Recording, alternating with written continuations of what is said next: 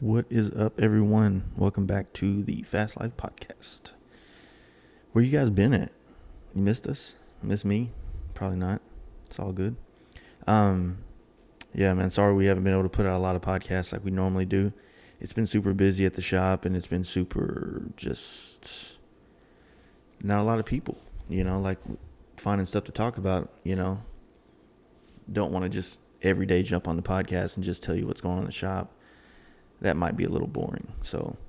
But we got some ideas that we're going to start running with to bring more content to the podcast itself, like different conversation or different formats of the conversation. So, think I got a friend of mine coming up. We're going to get on and talk about his travels, his motorcycle travels that he just went on. So I think that's going to be a good thing, a good addition to this podcast is, since we're huge fans of doing long distance riding, getting people on here just to share the stories of the trips and the reasons behind them taking the trips and stuff like that. So I'm excited to start doing those podcasts with these awesome individuals. But yeah, it's been busy, man. It's summertime. We got Sturgis around the corner. There's so many things going on, and everybody's just trying to get ready to go do their shit. And we're trying to get caught up on our helmet paint jobs and the bikes that we have to paint. And it's just a pain in the butt. And I've been a grumpy little bitch because I haven't had a motorcycle to ride. It sucks. And then we moved far away from the house, so it's like a long drive every day. And, just me complaining. That's what I do best. But yeah, so I've been on the hunt trying to find a daily rider kind of FXR. And I think I have something found. Don't want to spoil it, so I'm going to wait till I get it to talk about it. So, but anyway, yeah, man, it's just been crazy, man. So I appreciate your patience and thank you for still supporting this podcast and all the new subscribers on YouTube and the Patreon supporters that's came along and even our new sponsor that we picked up. I don't know if you guys have heard of Hard Drive V-Twin. They're a parts catalog they're like Drag, but I think that they have more performance-minded products in their stuff. I don't know. I'm not saying that.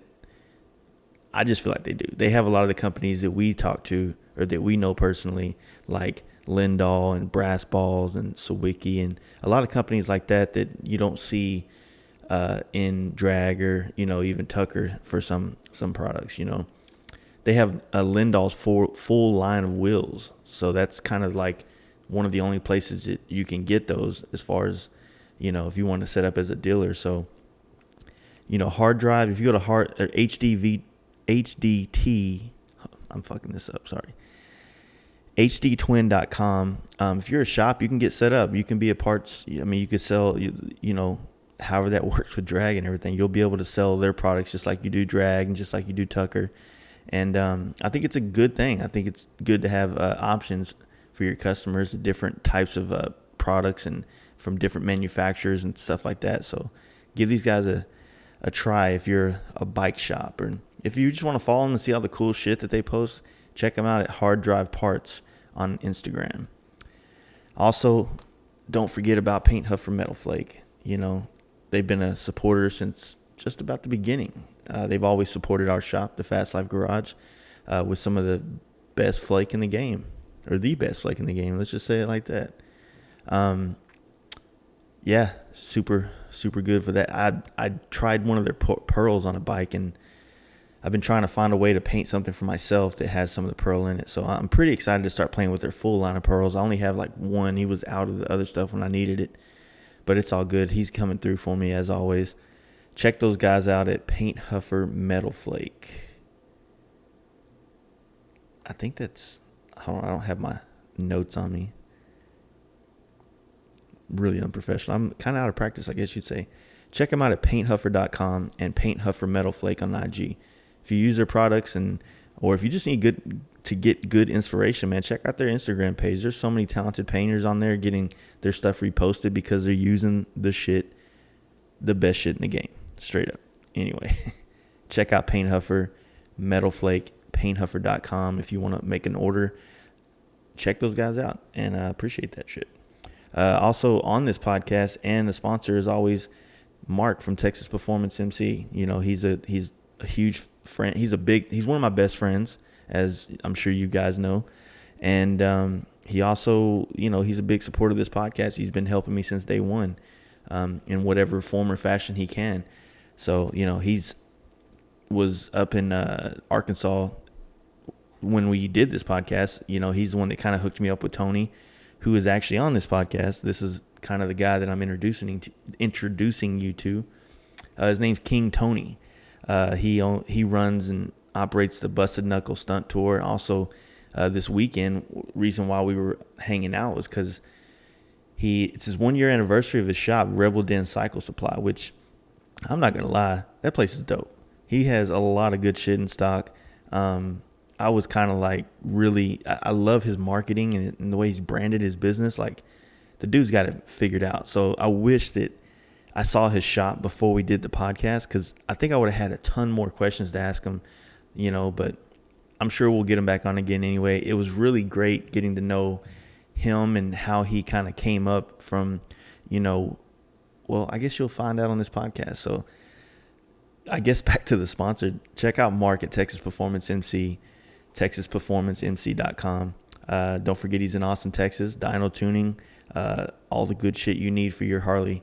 So check him out, hit him up, let him know you heard about him on this podcast, and everything's gonna be groovy. So, yeah, like I said, I'm not gonna complain too much to you. We've had a lot of work, we're doing a lot of shit. Thank you for your patience once again. We're gonna try to get these podcasts out as soon as we get the opportunities, or as soon as we get some content. You know, like, that's another thing is, you know, maybe bringing enough different conversations is another thing. Like, I don't know if you guys want to hear us talk about the same shit over and over again, but, you know, sometimes we just have conversations and you just don't realize that you're talking the same shit again. But anyway, I'm not going to ramble too much longer on this. Check out this podcast. Thanks, guys. Hey, guys. You ready to let the dogs out? Fast Life Podcast.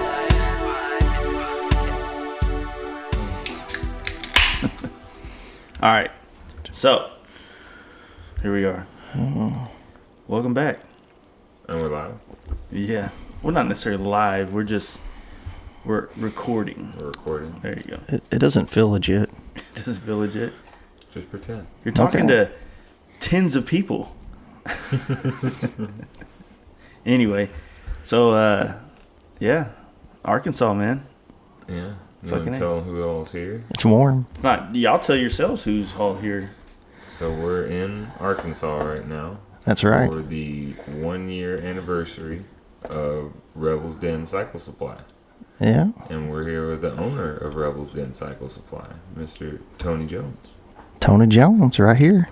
Otherwise known as King Tony. That's right. I don't know how I got that, but it's there. How'd you get that name, like King Tony? God, I knew that was going to be a question. Did you just come up with it? No, like, not. I'm that guy. Fucking, yeah, I'm the fucking king now. It's kind of a stupid story. I used to be in the print business, and me and a guy that I worked with used to play tricks on each other all the time. So we'd either print something, like he lived out of town, or his hometown was like a couple hours away, actually Mino, where Mark rode through on his way here. Which is only famous for one reason. In the drug town? Yeah, something like that. Yeah. Lots of drugs. Lots of money. But he's from Mina, so every weekend he would drive back home and we'd play tricks on each other. So I would print stuff like I'm the Rainbow Child and stick it on the right-hand side of his car. So when he walks out and gets in his car, he's driving all the way back to Mina and it's got all these graphics on the right-hand side of his car, and he pulls back in his hometown because he's supposed to be this tough guy. Or it would be like, I would cover his headlights, and when it shines at night, it would say, "I'm gay" real big or something. Just goofy stuff like that. Well, one day he found these stickers for this tool company in Brazil or South America or something called King Tony Tools. And he put the logo on my motorcycle, and I would take it off. He would make another one, put it on. Then eventually I got tired of taking them off, and I left the sticker on my damn motorcycle. And then next thing you know, that's my nickname. That's the way it happened. This is cool. At least it ain't Gay Tony. Yeah. Well, no, I got rid of that name.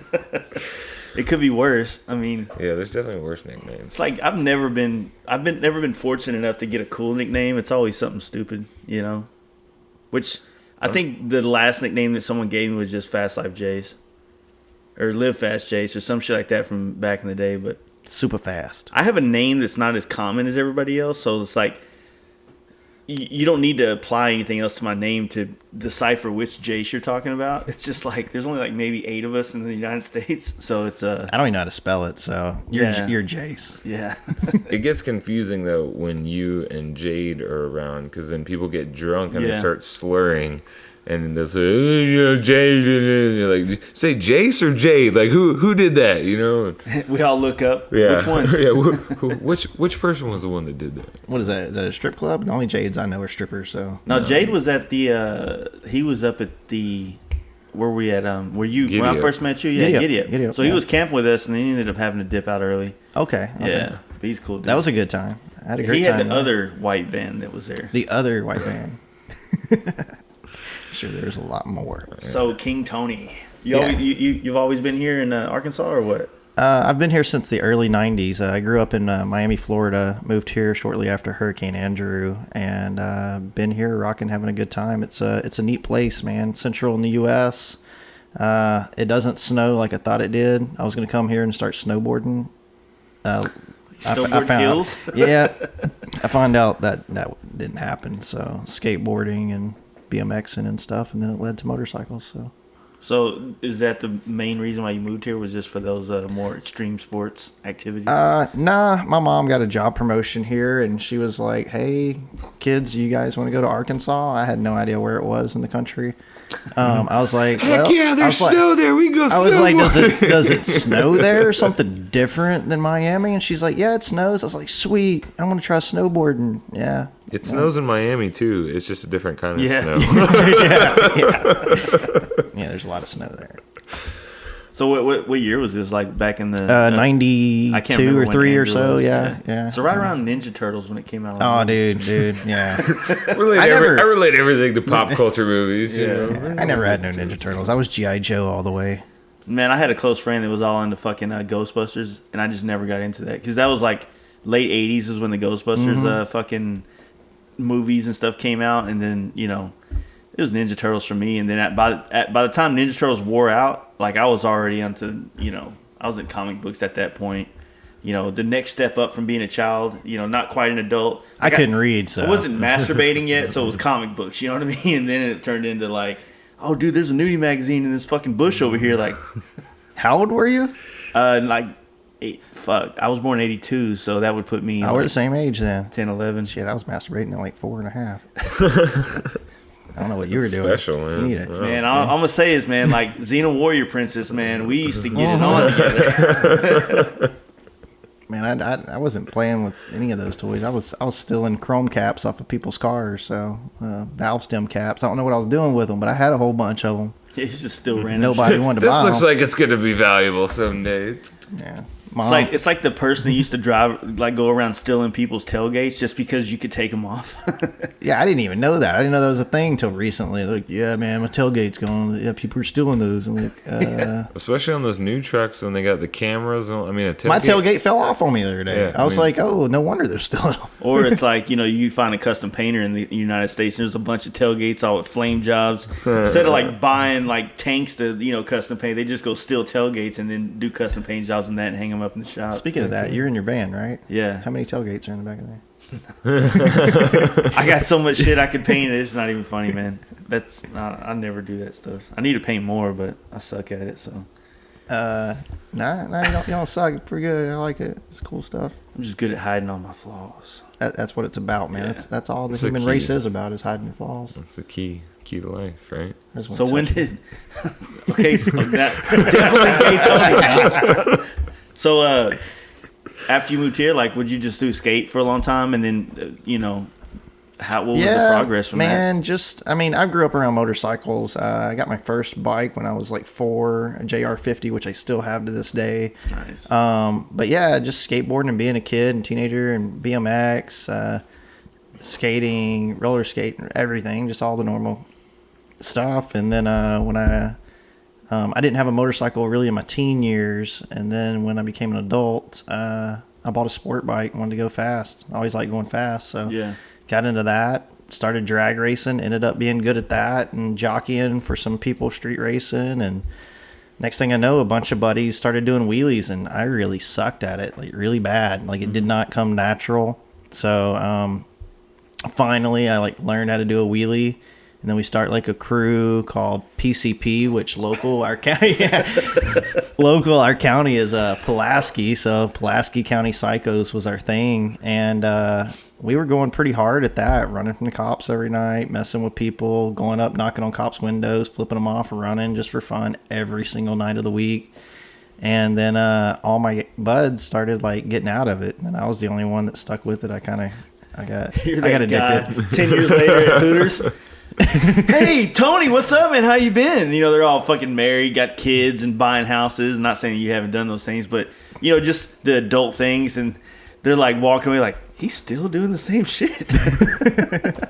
But he made a living doing it. There's a much better monologue I remember watching on TV, but no, that's cool. Dude, you know, you were saying like you were, you know, with the sport bikes. I kind of had the same thing with me because when I got on them, it was like we just would haul ass everywhere. And then it turned into, for me, it was like haul ass. Then I started getting into the wheelies things. And then, you know, it didn't, like I did a couple, I did it okay. I was never like a proficient at it to where I could like just, you know, play with the handbrake. I was just more using throttle. And I was nowhere near a balance point at whatsoever. You know what I mean? But I did know how to shift through the gears while I was in the wheelie. Oh, yeah. So, did that for long enough, and then I'm like, damn, I haven't wrecked yet, and I'm kind of getting bored with this. And this is before like stunning was like a thing. Yeah, this was back when like stunning was just a stoppie and a wheelie, and then literally like 2 years later, motherfuckers are doing circle wheelies in parking lots. And then by that point, you know, no offense to the stunt thing that you do, but I was just like, I'm not riding across town to watch a dude do a wheelie in a parking lot the same way they did a wheelie in the other parking lot. And, you know, so then it became like, fuck, man. Like, and the sport progressed so quickly.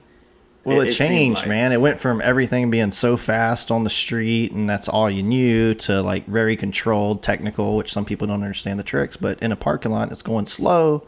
And now it's like progressed back into going fast again. Yeah, like I'm seeing a lot of the Harley dudes go back to the street now. Like you see them doing a lot of highway stuff. Like some of the last couple of videos that I've seen of like the gold FXR from Unknown, like him rocking that wheelie down the highway, made me miss my bike.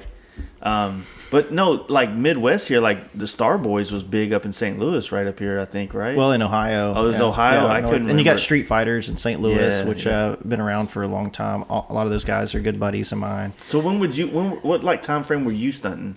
2003 or 4, I think is when I got into it. We didn't have handbrakes. Handbrakes were around, but not many people had them. I didn't ride a handbrake for quite a while, and then you know, if you want to do more stuff, to get more technical and be able to have more of those slow like parking lot control wheelies and shit. You need to be able to do that. Yeah, it's crazy, man. Like, man, I don't regret any of it. I mean, the sport bike days, absolutely some of the funnest times of my life. Threw some of the biggest parties. I threw competitions for years. Some of the biggest sessions probably in the world of stunt riders coming together right here in Little Rock, Arkansas. So great times, just different. I kind of feel that the Harley thing was we found each other. I should have been in that direction in the first place, but definitely still not to take away from my sport bike days. That's how I got to where I am now. Yeah, exactly. It's the same thing with me. It's like I don't really have a desire to be back on a sport bike, but I don't necessarily despise it or anything like that. You know, like it like there was 8-9 years of that before I got to here. You know what I'm saying? Oh yeah. So I used to paint those fucking fairings, and everybody and their fucking mom wanted me to sponsor them stunners. Like I did. Like you ever heard of Patrick Stevens? Oh yeah, I know Patrick. So I did Patrick's bike. That was the first stunt bike I ever did, and then that was on the cover of like Super Street Bike. It was the first magazine thing I ever did. Right. I'm like, holy fuck, I got a cover magazine, the first one. Super Street Bike, I was the first dude in Texas. Is that back when it was like purple or something? No, it was red and white. We did it like a fucking sunburst theme. Mm-hmm. But the purple one, I did 2 bikes for him. And then I never did it again because I never got dick for any of it. You know, it's like nobody's looking at, I mean, I'm not trying to discourage it, but nobody was looking at the stunt riders going, "Fuck, that's a sweet ass bike with all those zip ties holding it together." You know, how they'd fucking stitch them back together. And Almost shit. every bike was like that. At the time, there was maybe 3 people that had a good looking stunt bike. And it was just. I mean, this is also whenever like wraps got big. So, it's slowly coming in right there. All of mine were wrapped. Yeah, and it makes more sense to me to wrap one. I mean, fuck, dude, like that's a lot of work to do. Like say the wrap that you have on your Sporty to do. Yeah. To do that complicated of a paint job, and then just to see you out wheeling it and dropping it, I'd be like, motherfucker. You know what I mean? I did it. I built a new bike. This is Sport Bike Days, and had a nice custom paint job. Had a sponsor do all the body work, the paint, everything. It lasted 20 minutes total the bike. And I felt so bad for the guy. And then I was like, all right, that's it. We're just going to put one color on it and wrap. Just wrap it. And then I stopped wrecking like that. And then I was like, all right, well, maybe I can paint it again. But I didn't do that. That's like the thought process of when you travel with tools. So if whatever you bring, you won't need, but whatever that one tool was, you're like, I don't need to bring this on that trip. Then you're gonna need that one tool. There you go. When you stop painting it, you stop painting your bikes fancy, then you stop wrecking them because it didn't apply anymore. Hey, you don't want to wreck anymore? Okay, just put a wrap on it. You'll never wreck again. So you like you were talking about how you started doing the stunt stuff. How long did you jockey like doing the street racing? Or were you street racing or more track racing? No, definitely street. I mean, I did a little bit of track, but there was a big street race. I did the car scene, and then the motorcycle scene. I raced a couple of people's bikes, and then I raced my own bikes a lot too. So I used to be accused of having built bikes and this and that, and I used stock bikes. I just happened to be good, and I was little, and I weighed like 120 pounds wet at the time. Yeah. Now I'm fat plus a little bit. So, you're like 125 now, right? 128. So yeah. I need a bigger belt. What so after you was doing that stuff, like how did you transition to where, was it a long process to get to where you are now with like the stunt team that you've built? So, or were you doing these kind of stunt teams back then? Man, like I've never claimed to be some kind of great stunt rider or anything. I like to think of myself more as a performer and businessman. Yeah, I was gonna say that. Like you seem like you have more of a quality of a business sense to monetize that type of riding. Yeah, I like to take a lot of pride in that. I mean, I want to know the whole story. Like how did you create that Man, I definitely ran before I walked kind of scenario. Mm-hmm.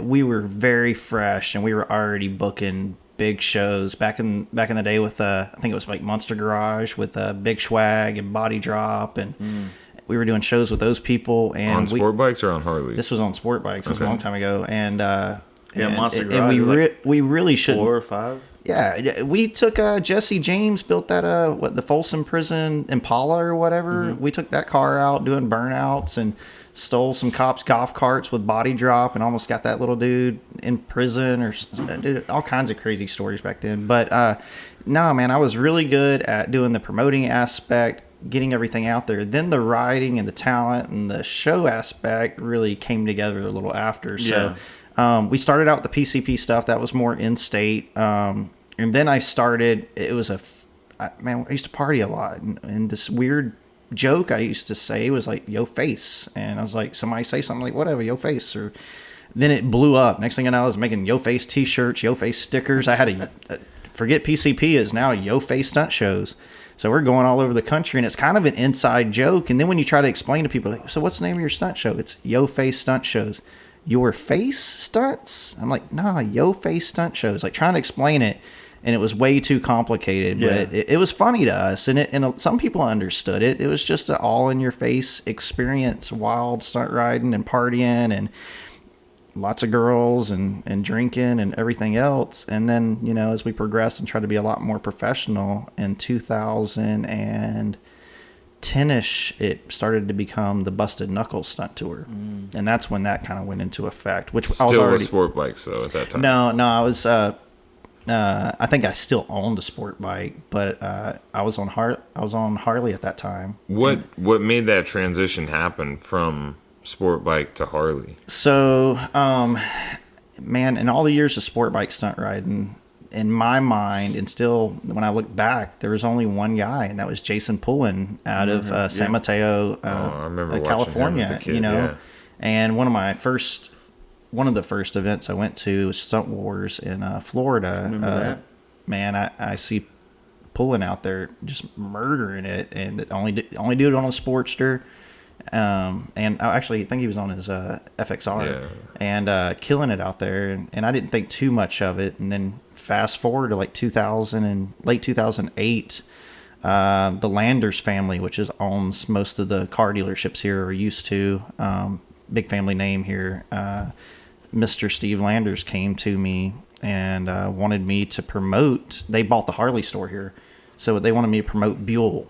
So they put me on a Buell, gave me a job in sales, gave me a Buell, and then of course it wasn't long after that Buell went out. So we got on the Sportster, which I wanted to do it instantly. As soon as I heard Harley, I didn't want to be on the Buell, I wanted to be on the Harley, and we got on the Sportster, and then it just started really taking off after that. And I stopped doing my sessions and stunt competitions in 2010. I think that was my last year of throwing that kind of stuff. And then it was strictly... Was it beneficial at all to do the competitions? I mean, financially. I mean, no. I remember like some of the coverage from like Super Street Bike and shit, because I used to be really good friends with a couple of photographers in the magazine. So it's like back in the day, it's like if I did a bike, I just text them, "Hey, you want to shoot it? Yeah, I'll be there tomorrow." Because he lived down. We used to go. I think it was big then, man. Yeah. It was on MTV. They had their own show. Yeah, so like, all kind of stuff. man, like I just remember seeing in the magazines and sometimes like seeing on videos, because YouTube wasn't super huge. It was, kind of, I don't know. It was in the background. Yeah, barely there. And like dudes started doing backwards wheelies and fucking, just stuff that was like, damn, that took a lot of practice to get down. And there's not many guys doing that. It's called switchback wheelie. When it first started, man, it was kind of a taboo trick because, and I could have this story all wrong, but in my head, I think I remember right. Somebody got really hurt doing it, trying it, or maybe died, or something bad happened, and then nobody was doing it. Then all of a sudden, like somebody pulls it off at a stunt show or stunt competition. Next thing you know, like all the top guys, which I don't even like being backwards on a bicycle, so I'm not doing it. Yeah. People started doing it. Next thing you know, they're like doing half their tricks or more backwards, and that's where it went for a while. And that's when it all started to go downhill too. So, like, just thinking of it, like there's an aspect of like being in a competition and just doing a wow factor trick. Yeah. But there's a completely different, it's completely different to put on a show for people. Yes, completely. Yeah, so that's what I'm thinking in my head. Like, oh wow, he's backwards. Okay, that might be a good trick in the show, but I imagine that I haven't actually seen the shows that y'all do yet. It's like we're always in the same area, but I'm not there.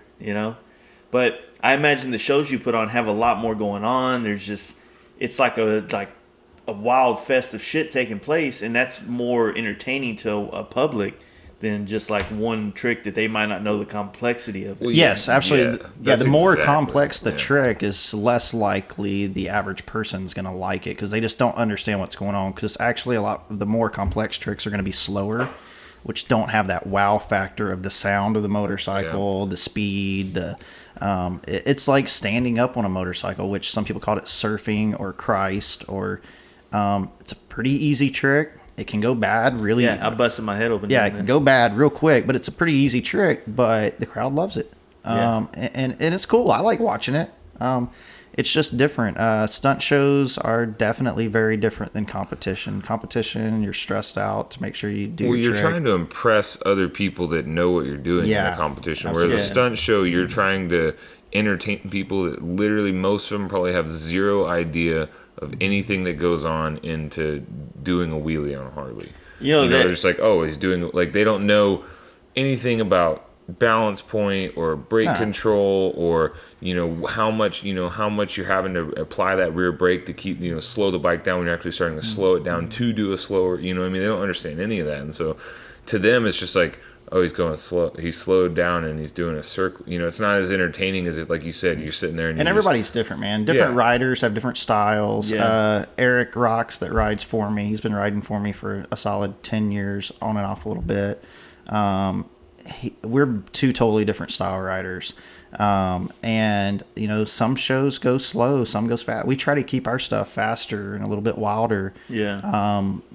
But we're just trying to really just have fun with the crowd, man. If the crowd's not smiling and those hands aren't in the air, we're not having a good time. So the wilder they get, the wilder we get. We have a good time. Ultimately, that's what we're trying to do. Have you? You're sponsored by Legends and shit, right? Oh yeah. So, have you been to Sturgis yet?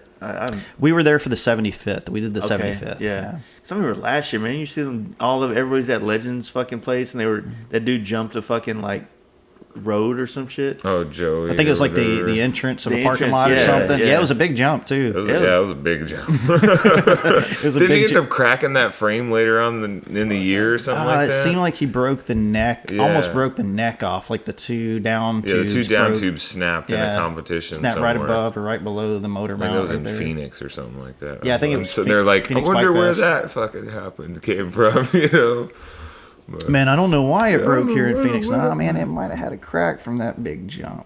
Yeah. I've done that before too, man.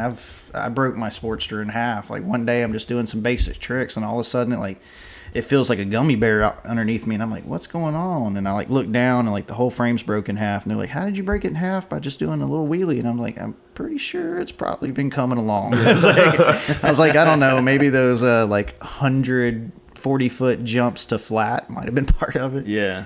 Possibly. Maybe. I mean, eventually something breaks. Allegedly. Allegedly, yeah. Allegedly, I like that word. I can't spell that. I can't spell it. Yeah. So what led you to have you always kind of had like with talking about your shop, Rebel's Den and everything, like have you always kind of had a stake in like wrenching on the bikes a little bit or? No, I'm not a mechanic by any means. Anytime that you're an enthusiast and you love motorcycles, two wheels, cars, whatever, you're going to know how to work on stuff. Yeah. I would not call myself a mechanic. But there is a lot of stuff it's okay. I know how to do. Mark's looking at you, but you can tell me it's all right. I feel like I'm a mechanic sometimes. I bet Mark feels like I don't he's even a want to go mechanic take it to Mark afterwards. He's like, "Why'd you do it that way?" I'm like, "Dude, I made it to Austin." Yeah, sometimes I call Mark, just a couple of times. Every once in a while, I'll call Mark, and I feel so dumb. Like, as soon as I'm like picking up the phone, I'm like, "Oh man." I like calling him from the side of the highway in the middle of nowhere. Like, dude, what is going on here? It's the one thing he didn't do. It happens. Hey, man, but the fun part's learning. You know what I mean? Then you learn. That's the key. I think that the main thing with learning how to work on bikes is that those manuals are pretty good. Yeah. But we are all thinking like, I know how to take a bolt off and put a bolt back on. I'm just going to do what I already know how to do and read the shit I don't know how to do. But those sequences, those torque specs, those type of things. Oh, yeah. Where do you get those books at? Harley dealerships. Dude, they'd raise the prices on all those expensive. books. They used to be like $60. They're all $120 now. Yeah, I mean, I only bought the 18 Softail stuff because I bought that lowrider, and so I bought the service manual, the ED manual, and the parts manual, and it was like almost $300. Yeah, just for those three, and then you got to buy those three for every model. So there's 3 for touring, there's 3 for Sportster, there's 3 for street. So, I mean, every year that's $1,200+ if you want all the manuals. Yeah, fuck those manuals. It's expensive. Man, when I got that job with Landers, that was 2008 or whatever, I did sales at Harley for 8 years. And there were so many bikes that were traded in. And, of course, like if they had something extra, they would bring it to you sometimes. Be like, you can have this. I'm like, they can give it to the next guy that buys the bike. Normally, we ain't giving nothing to the next guy because we got to keep up with that stuff. Yeah. And it's like hard to keep up with. And I'd have manuals left and right and shop manuals and owner's manuals and whatnot. And literally, I would probably throw them away. Mm-hmm. Or somebody would end up throwing them away because we just have too much stuff. And now I got my own shop, and I'm like, I need that manual. Where's that damn manual? I was like, why did I not put that stuff back? I was like, I could really be using that. It seems like the old manual, the older ones were like more across the board for like all the Dyna line or all the Softail line. I mean, back in the 80s and 90s, they had, they didn't necessarily break it down by family, and they did it over multiple years. Yeah. So like you can go and you can buy a 1989 to 91 FXR bagger manual, and it covers all the years and both models, whereas now, I mean, it's just like a business. Harley's like, why would we give you all of that for one price when we can split it up and make more money off of it, Money. Yeah, that's what they're good at. They're good at making money. So did you basically stay at Harley up until you decided to do your own shop, or what? So 8 years of doing that. I was on tour the whole 8 years. So literally, I'm gone Friday, Saturday, Sunday, Monday, and instead of staying on the road and going stop to stop, I would drive all the way back home every weekend, and go straight to work. I wouldn't even take a day off; just go to work. And I was a good salesman. I sold a lot of bikes, and then I'd get right back on the road. Man, it was wearing me out. I got young kids at home, wife, trying to really be there and do everything. So I wasn't there 100% for the company working at Harley because I'm gone half the week, and then I wasn't there for my company, Busted Knuckle Stunt Tour, and I wanted to see where I could take that. So I was like, finally, I was wearing yourself thin. Yeah, and I was at a point I was like, I can financially do it, and try it, and I did it, and it worked. Yeah, it was going good, and then I got this idea to open up a motorcycle shop. I wish I would have known Mark, and he would have told me don't do it. It's good, it's fine. But yeah, it's a year now. Yeah, anniversary this weekend. Congratulations! Thank you. Yeah, hopefully we're gonna have a good time tomorrow. I think we will. Yeah. I think it'll be a good time. Yeah, I'm gonna sleep in, Mark. If you can open up the shop, please. Yeah, I'll do that. I'm just gonna eat. Everything's free, right? We're just handing it out to everybody that shows up. Just take it all.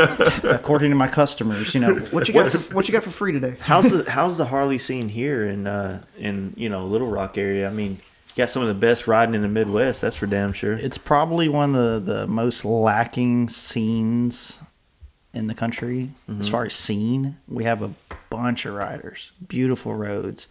We just don't really have a culture scene kind of thing going on here, and that's kind of been the purpose of our shop, is not just to have a shop and sell parts, do work, is to more engage in the community and give them something to be a part of. Yeah, something to hub to. Yeah, exactly. Y'all doing poker runs like the local dealerships? Oh, of course, man. I do a poker run every day. Yeah, there you all go. the way to work. I go to McDonald's probably about every other day, or Sonic. They give me a drink and some food, and That's I go to work. it's so crazy how like some of those dealerships, like I understand some of those older guys are like really like, oh man, you hear about that poker run this weekend? Can't even do a straight face talk about it. Well, the thing, I mean, there's some young guys that get into it too, but that's just Well, I don't know, man. Like it. We're in the awkward stage between two generations riding Harleys right now. Yeah, but there's like a 4-generation gap between that generation and us. No, there's only one. There's the baby boomers, that's that generation, and then there's Generation Y, and then there's millennials.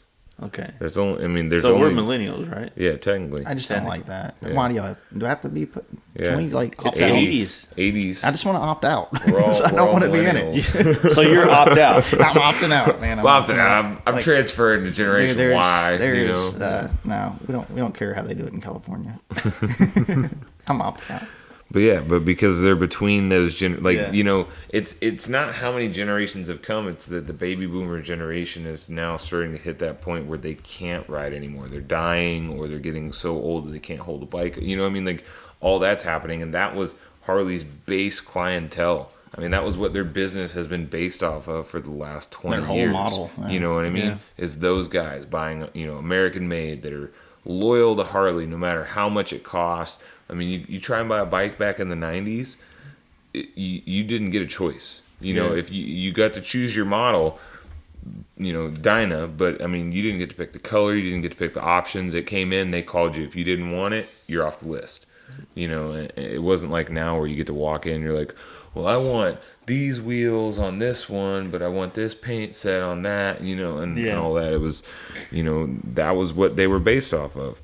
And that generation's gone, and people that are our age or even younger are sitting there looking like, man, this bike's like $20,000, and they break down a lot, and they're not the absolute most reliable thing, and it comes from the factory, and they suck, they're quiet, they don't run good, they're uncomfortable, the bars positions suck, If you look at like what was popular in the 90s, which let's be honest, we weren't really doing it. We're just kind of like looking back and seeing it from magazines and shit like that. But it seemed like the chrome, the Live to Ride, which I fucking love personally. I love that shit.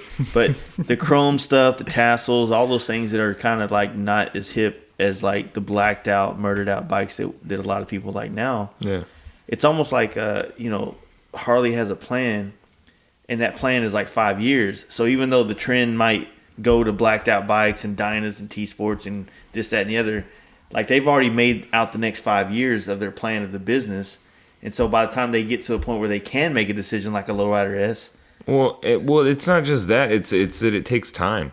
Like, the aftermarket has the benefit of being able to adapt instantly. Yeah. Something becomes cool and the aftermarket can do it instantly. Whereas Harley, I mean, look at the Rocker. That bike sucked. It was terrible, and it came in at the end of the chopper era. But if that bike had been around in like 2000, it probably would have been one of the best selling bikes Harley ever had. Exactly. But they had to push it. I mean, you have to go through all sorts of crazy safety inspections. You have to go through all the bean counters to do all that stuff. You have to go through everything to get that bike onto market. It's not like, we're sitting around and one day like, hey, let's build this bike. Let's build a badass new Softail. You don't just the next day have it. Like, there's so many loopholes and things you have to jump through just to get that bike to market, and they're always late, You got to wonder if, like, the Softail that came out, just the name, right? So the bike, or maybe even the Softail, is like something they designed like 6 years ago, and they've been working on it. Like, there's this they bought the frame design back in the 80s.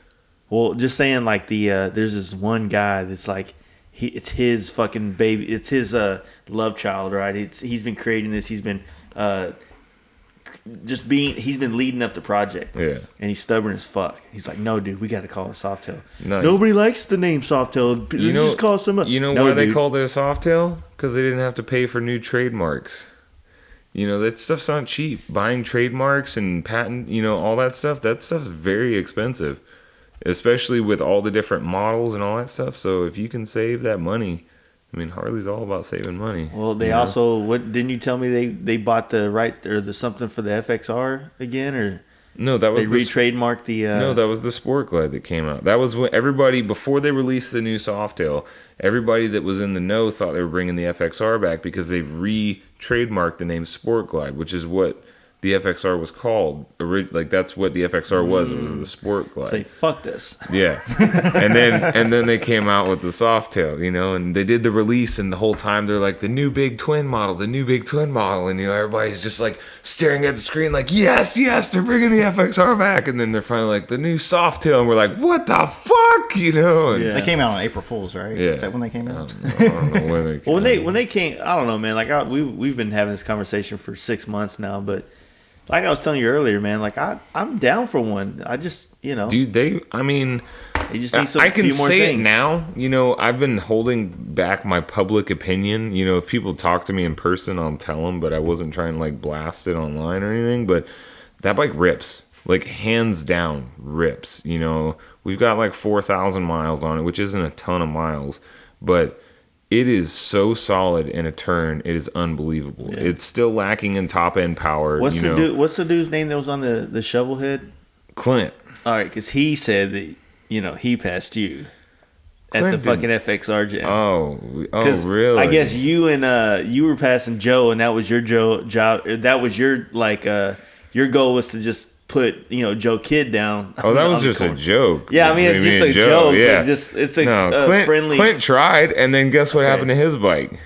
I don't know. He lost his rear brakes while we were riding. He's on a shovelhead. And then his bike starts smoking crazy. We'd be coming through these turns and the twisties up in Harrison and in the Ozarks, and all of a sudden you see this giant cloud of smoke behind Clint's shovelhead taking. But he never let off. That old man could ride. Straight up, he could ride. No doubt about it. And if his bike, if he had a more powerful bike, he would have been. The only reason I ever pulled from him is because that 107 makes more power after the turn.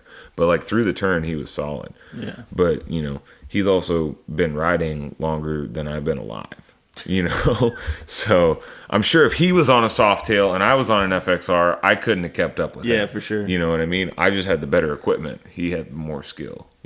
So do you ever like get a chance to like get out and do like a lot of riding, or you kind of, or has this is maybe something that happens to me is like I got into painting as a hobby, and then it became a job. So when I get a chance to go do stuff that's not work, I don't like. I look at picking up an airbrush and pinstripe brushes as a job. So it's not something I want to do on my free time anymore. Yeah, it's not fun no more. Yeah, I mean does it kind of happen does it sometimes happen that way? Yes and no. I mean, I don't want to be away from motorcycles. I don't have that. I don't have that feel. I don't get. Actually, I do. I want to ride more. I just don't get a chance to. When I opened the shop last summer, in August was the Drag Specialties dealer show in Madison, Wisconsin. Mm-hmm. So we decided, hey, we're going to take off a little bit of time. I didn't have a show that weekend. We're going to ride up there. Me and a guy that works for me, Red. So we jumped on the bikes and rode to Madison. That's the longest ride I'd ever taken. Yeah, because I never get a chance to ride. Like I've ridden to like North Arkansas and stuff like that, but I'd never been really a real out of state ride. You use the Sportsters mainly for the wheelies and stunning, and then you have a Dyna, the one you were on the night. I got 2 mini bikes. Yeah, Sportsters are like the main stunt bike, and then I have a 2012 Softail Slim that I used in my show. It's been in the show since I bought it. Mm-hmm. I called it my everyday rider because if I went to the store or went to a bike night, that's what I took. But it's a strictly in Stunt Show. Mm-hmm. I mean, that bike's got 14,000, like no shit, 14,000 miles of. Honestly, 85 to 90% of those miles are on the rev limiter. Yeah. Like literally, it's on like its 400th rear tire. Damn, that's insane. Yeah, and like the other day, I'd stripped the bolts on the caliper mount, and I think a buddy that's got a shop in town. Yeah. Buddy's got a shop low. He's like, we've never stripped one of those before, and I'm like, come on, man. I was like, you do realize that nobody takes this thing off more than twice in their lifetime of having their bike, or 4 times. I was like, I've done it like 400 plus times. I was like, they're gonna wear out. Oh, yeah. Steel bolts on an aluminum block, you know? Yeah, exactly. I mean, it's just like primary bolts on FXRs. You can tell the ones have been apart because you go to torque them down, and you're like getting close to hitting that torque, and then all of a sudden it just loses all the pressure, and you're like, fuck. You're like, not again. Yeah. Here we go. Yeah. You can only run steel threads into an aluminum. And I'm just like, fuck it. It's not this bolt's future to be tight. You can do it. You can do what the guy did on that 124 and just shove green duct tape on the outside. I mean, that's exactly what I was about to say. A little electrical tape across it. It's good. We'll go to the next one. Yeah, safety Super wire. glue. Yeah. At least you can remember which one it was. Yeah, don't touch that one. It's fucked up. Yeah. Just leave that one there. No, that one's got enough tension to stay on for a couple of days. Yeah, it won't fall out going down the road. It's not doing anything to seal that gasket, but it's not falling out the bike, so we're good. So to clarify this, Mark, you're officially a Softail guy now. I mean, that's one of the bikes that I own now. Yeah, I guess so. I don't like. I'm like, I don't want to sell my FXR, even though I haven't ridden it in like 4 months now, or been able to. Because I love FXRs, but I don't have a working one. And I feel like as long as I have a title that says FXR on it, then I feel like I'm still in the club. You know what I mean? I mean, my FXR isn't running right now. I don't understand. Like I just don't even think FXRs are cool. So it's really going to get a lot of hate mail from that one statement right there. Nah, let's just be honest. What's really cool about them? You know what? They're old. A friend they of kind of mine suck, and they're old. No, and they handle so my friend way better, and they look cool. One of the dudes that comes to our bike nights. His name's James. He's a cool ass dude. I love this kid to death. He's my age, so I love this guy to death. He's cool. And he goes, he wanted to build a bike, right? He wanted to just something more cosmetic, so it's more up my alley than like doing, motor and technical shit like what you do. And so we were talking, and I was like, man, just get an FXR. He goes, give me 3 reasons why. Like, we joke around a lot. And he goes, give me 3 reasons. Like, what 3 of the best reasons you have to get an FXR? And I'm like, well, everybody wants one. They're hard to find. Not hard to find, but they're hard to find good ones, obviously. I just drove to Ava, Missouri today. I almost got fucking... Raped? Would you say raped or just killed in the fucking mountains? I would assume that you would have been raped and then killed. I don't even think people in Missouri know where Ava is. Yeah. She's missing. Well, and the thing is like, Ava's just where you met the guy. And he's like, so this is where I met the dude in Ava. And then you see this giant empty space. He's like, that's where we drove. No, in the middle crazy. of nowhere. There's not even a road out It's there. off the topic what I was talking about. But yeah, about this trip. It's fucking funny. It's like, I'm looking for an FXR, but I want to find a good deal. Like, I've taken so many losses in my life on motorcycles that I'm determined to walk away feeling like, yeah, I got this. I got a good deal, you know? So this dude had a 96 S&S motor and his FXR was a 92. So 90s and up FXRs are more desirable for, you know, certain reasons or whatever. And got a lot of pictures from the guy online. Said, all right, I'll come tomorrow. Right? Felt great all last night. You know what it's like when you're about to go to the fucking, like, the next day you're going to go buy something you want, or if you're a little kid and you're going to Six Flags or some, you know, whatever is the, like, amusement thing for your part of, like, the country or whatever. That's how it was. So I figured, you know what? Just like when I go on my bike trips, I'm going to get hammered drunk. That way I can fall asleep. I'm going to wake up early. I'm going to go get this fucking motorcycle.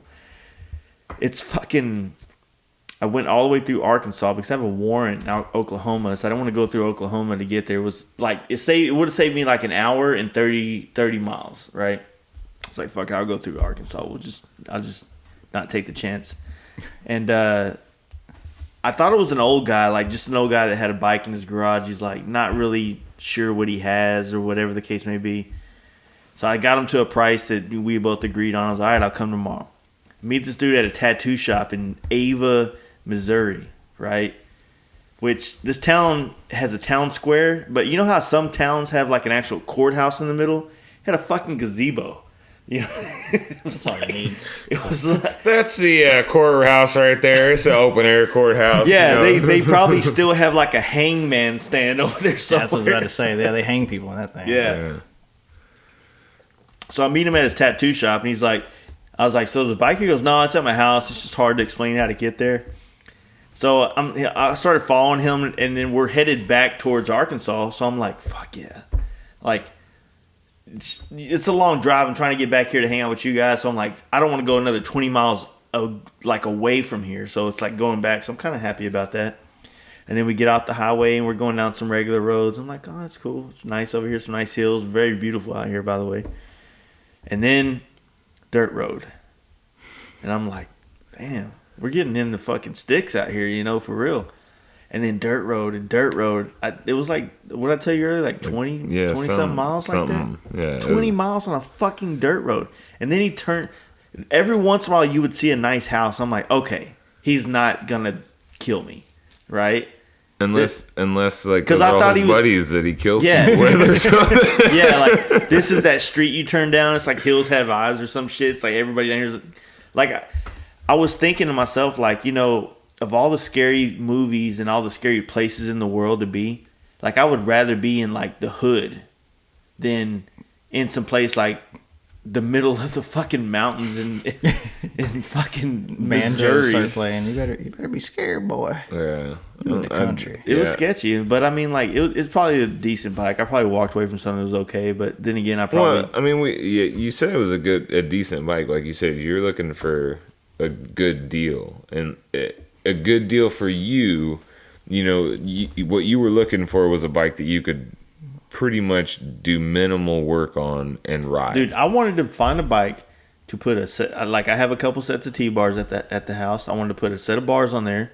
I have a quarter fairing and a T-sport fairing. I'll put a fairing on it and change the oil and the fluids. And I wanted to ride it to Sturgis next month. That's what I wanted to do. Like we were saying at dinner, I was like, yeah, what I want is kind of impractical, but I just want it and I want to find it. You know what I mean? Well, it's one of those things, like you want that, you'll find it, but you can't rush it. You know, and that's what you did. You realized that because, like, from what you were describing, that bike needed the motor needed to be pulled out. Thousands of dollars of work, you know, to get back on the road correctly to where you could ride it to Sturgis safely and not have a rear tire soaked in oil and shit. See, I guess to get back to the original tangent that we went on here, is that FXRs are everything.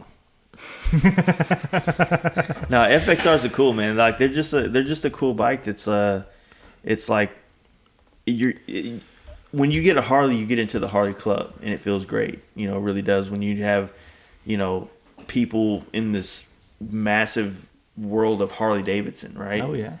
But then when you get an FXR, you get in this smaller fucking bubble of it, and the people that are in it are what really make the bike more attractive, other than the fact that they're very great handling bikes and things like that. But it's really just the thing that you kind of get into that extra layer of a. It's like a huge bonus because I mean I would still love FXRs if everybody in the FXR community was a douchebag, but the fact that at least as it far would as turn me off a little bit though. I mean I wouldn't be hanging out with them, but I would still ride FXRs. It'd be like the V-Rod or something. You know? Like you got a V-Rod and you're like. They're fast and they're aluminum and stuff. So you're saying V-Rods and FXRs are kind of on the same plane? Is that what you're saying? I'm gonna have to. We're talking about a theoretical realm of life that doesn't take place, but if it did, But I mean, no. What I was saying is those FXR guys, they're like they make the scene just that it's like a huge super bonus because they're all some of the nicest people you'll ever meet, and it's not like it's not like you're gonna walk in. And everybody's just gonna be like super nice and be like, "Hey, hello, how are you doing?" It's not like your typical nice thing. It's like your best friend for 20 years when you walk in and they instantly start talking shit, but they don't mean it in a derogatory way. You know what I mean? You it's ever like seen those memes type of where stuff. it's like what you think is gonna be and what reality is? Where it's like you think when you get an FXR you're gonna get fucking mounds of pussy, right? Like all these chicks are gonna be on you, but in reality it's just a bunch of dudes that want to hang out with you and talk to you all the time. Pretty much, man. Is it kind of like people that are in the VWs but have the thing, like the thing owners? But I have no clue about cars, man. You're asking the wrong. Well, like there's definitely like some car. There's some. You're right. There's definitely like some car areas that are like really nerded out dudes that are into this car, and like chicks don't get it. Yeah. So like I always like imagine except like, FXRs, all the chicks get that one. No, they don't. they Like don't. usually it's like Sportsters. That's what they get.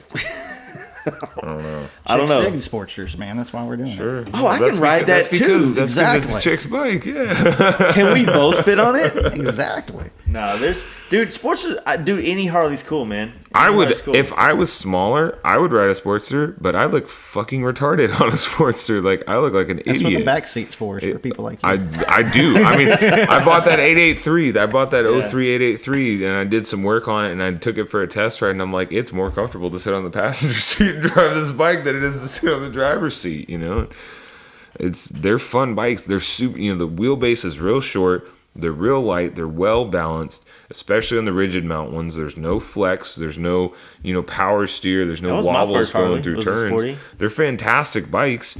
They're just too small for me. I look stupid on a Softail. I make a bagger look like an FXR.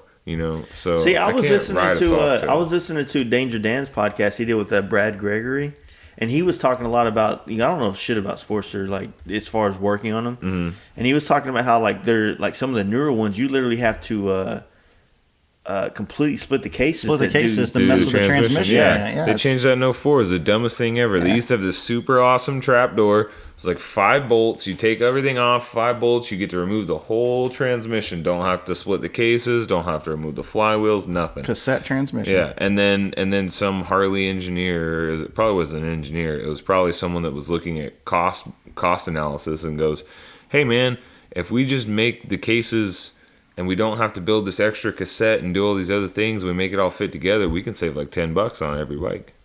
And $10 on every bike for how many bikes do they make a year? Yeah. And then how many years have they done it? I mean, it's millions of dollars they've probably saved, but it was the stupidest thing ever. And then they still I can't remember if they still have the shitty fucking shift drum in there or not too, where they're having issues with. No, that was the V-Rod. V-Rod has the same thing though. It's got the transmission you can't get at without splitting the cases, but they used an aluminum shift drum, moving steel shift forks. Yeah.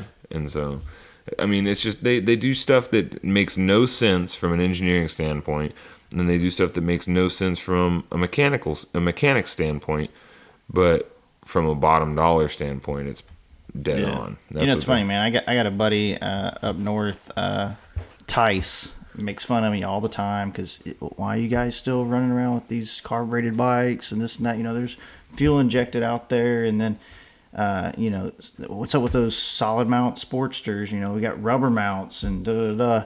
Every time I turn around on the old interwebs, he's on there.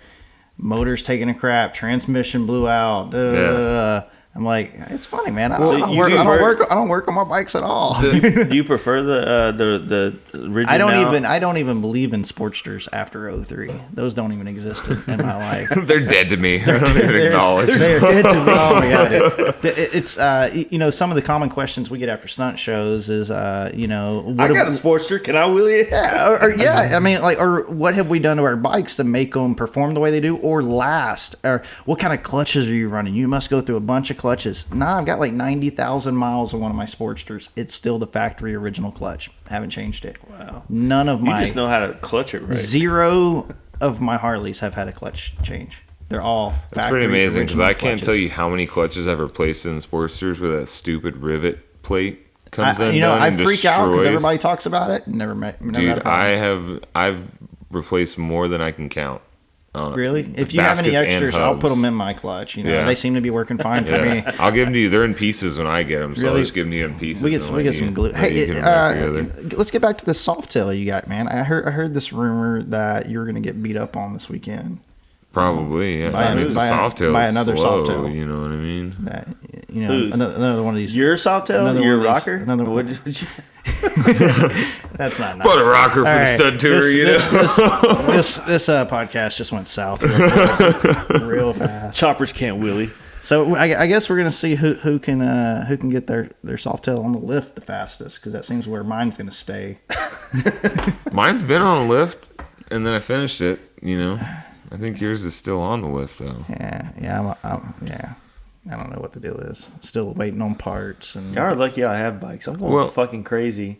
I own 3 motorcycles. 2 of them have the motors pulled out of it, and the other one needs the motor pulled out of it. we're gonna keep you in town for like another day. We're gonna put you on a soft tail, a real soft tail, not one of these Dynatails. We'll put you on a real soft tail. Dynatails. Get to ride the soft tail slim. Is that the new you know? Dynatail?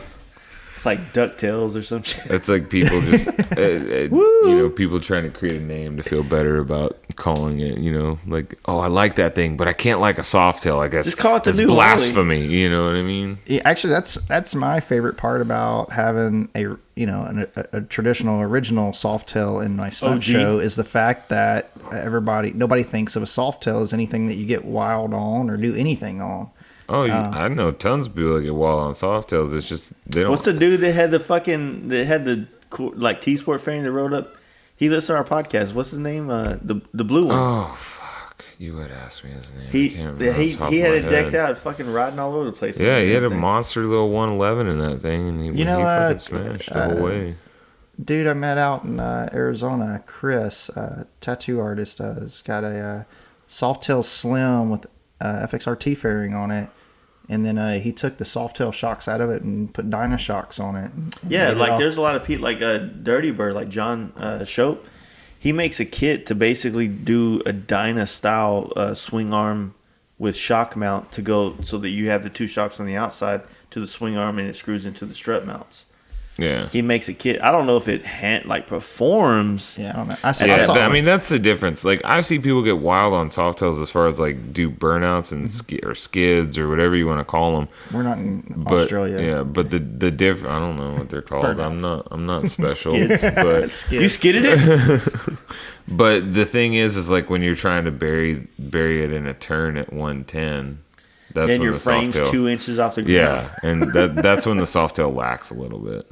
The old soft tails. All right, that's it. The Dyna's staying this weekend. I'm taking the soft tail on this trip. Okay, Sunday. let's go. All right. Let's do it. We'll do the old soft tail versus the new one.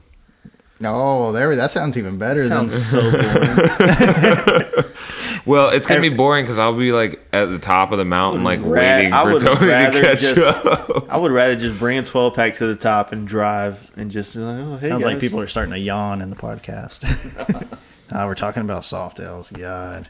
Hey, Let's get back to the FX. Whatever. the yeah. new soft tail, that thing, it will outhandle my FXR, hands down. I mean, No I got questions to asked. ride mine for like maybe 10 it miles. should. I mean, it's newer technology. There's got to be something there. It's But just better technology. It has nothing to do with newer.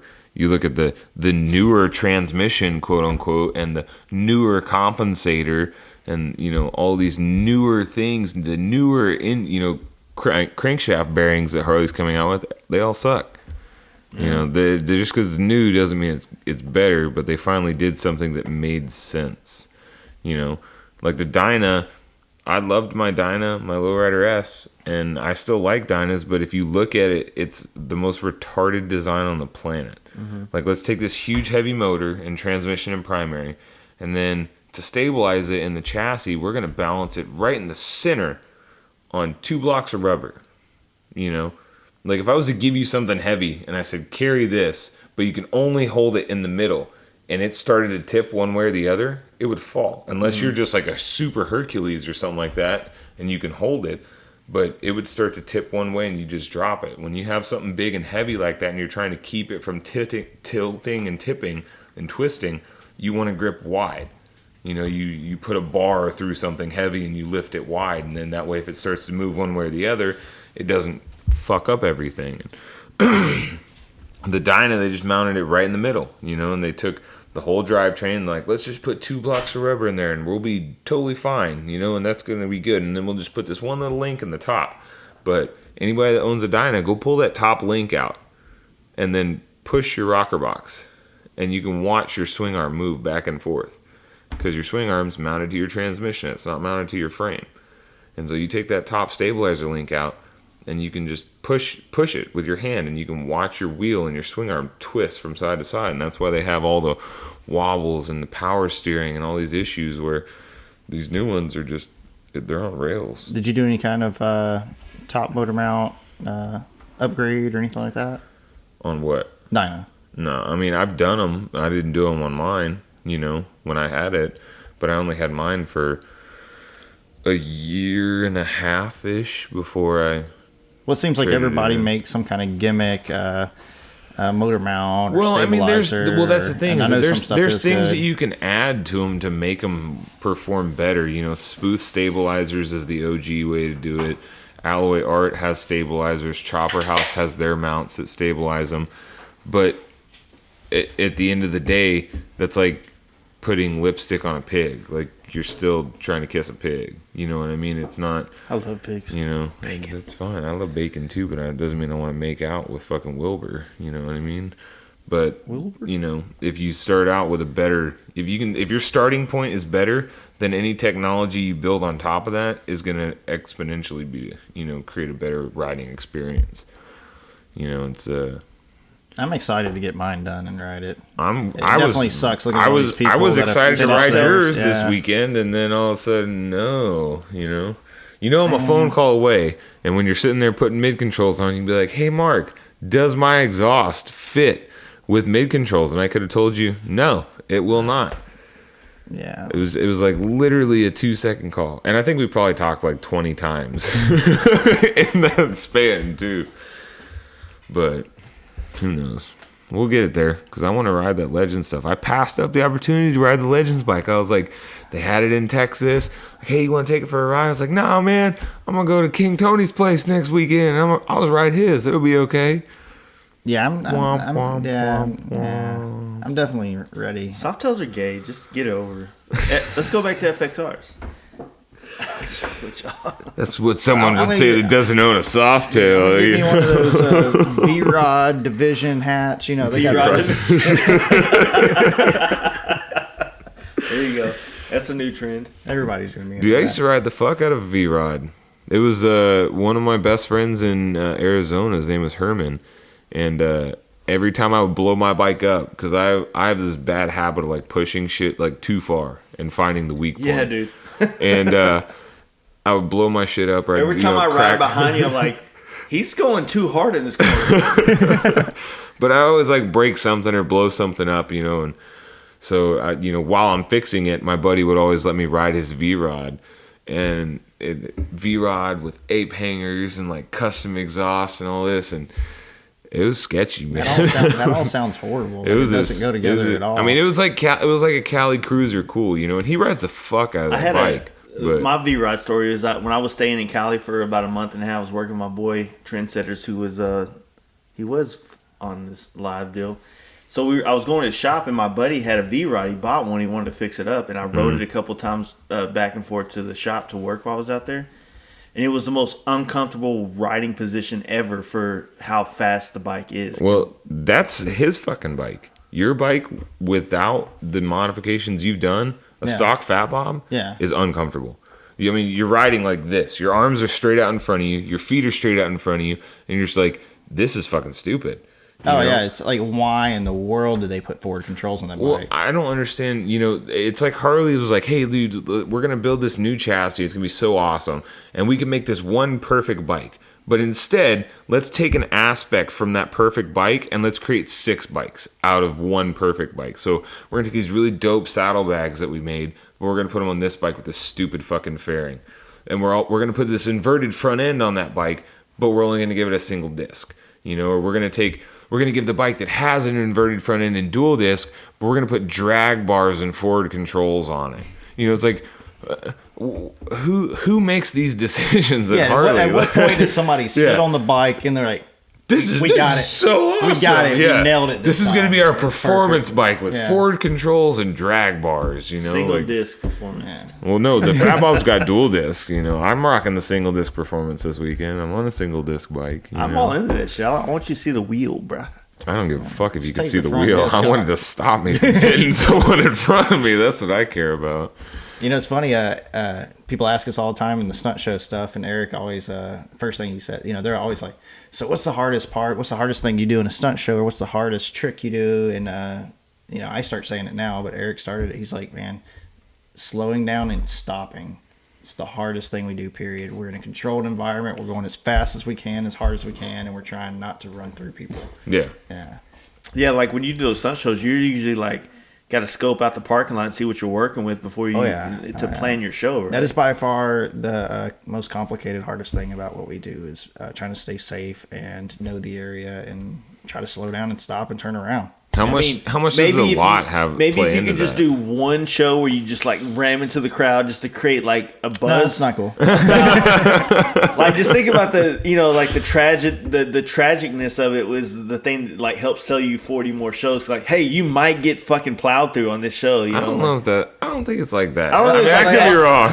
No, not necessarily that. But like if you got like if you did it and you got it on video and you all I'm not saying it's good. I'm just this is hypothetical. All they got to do is just show the video of Eric's recent mishap and be like, "This you could see this live in person." Yeah, that was good. Yeah, I saw that live in person. I can't believe and I was highly uncomfortable. I thought he died when I saw it. I was like, "Oh, there's Eric dying on video." Look at those idiots out there doing wheelies on Harleys. Goddamn.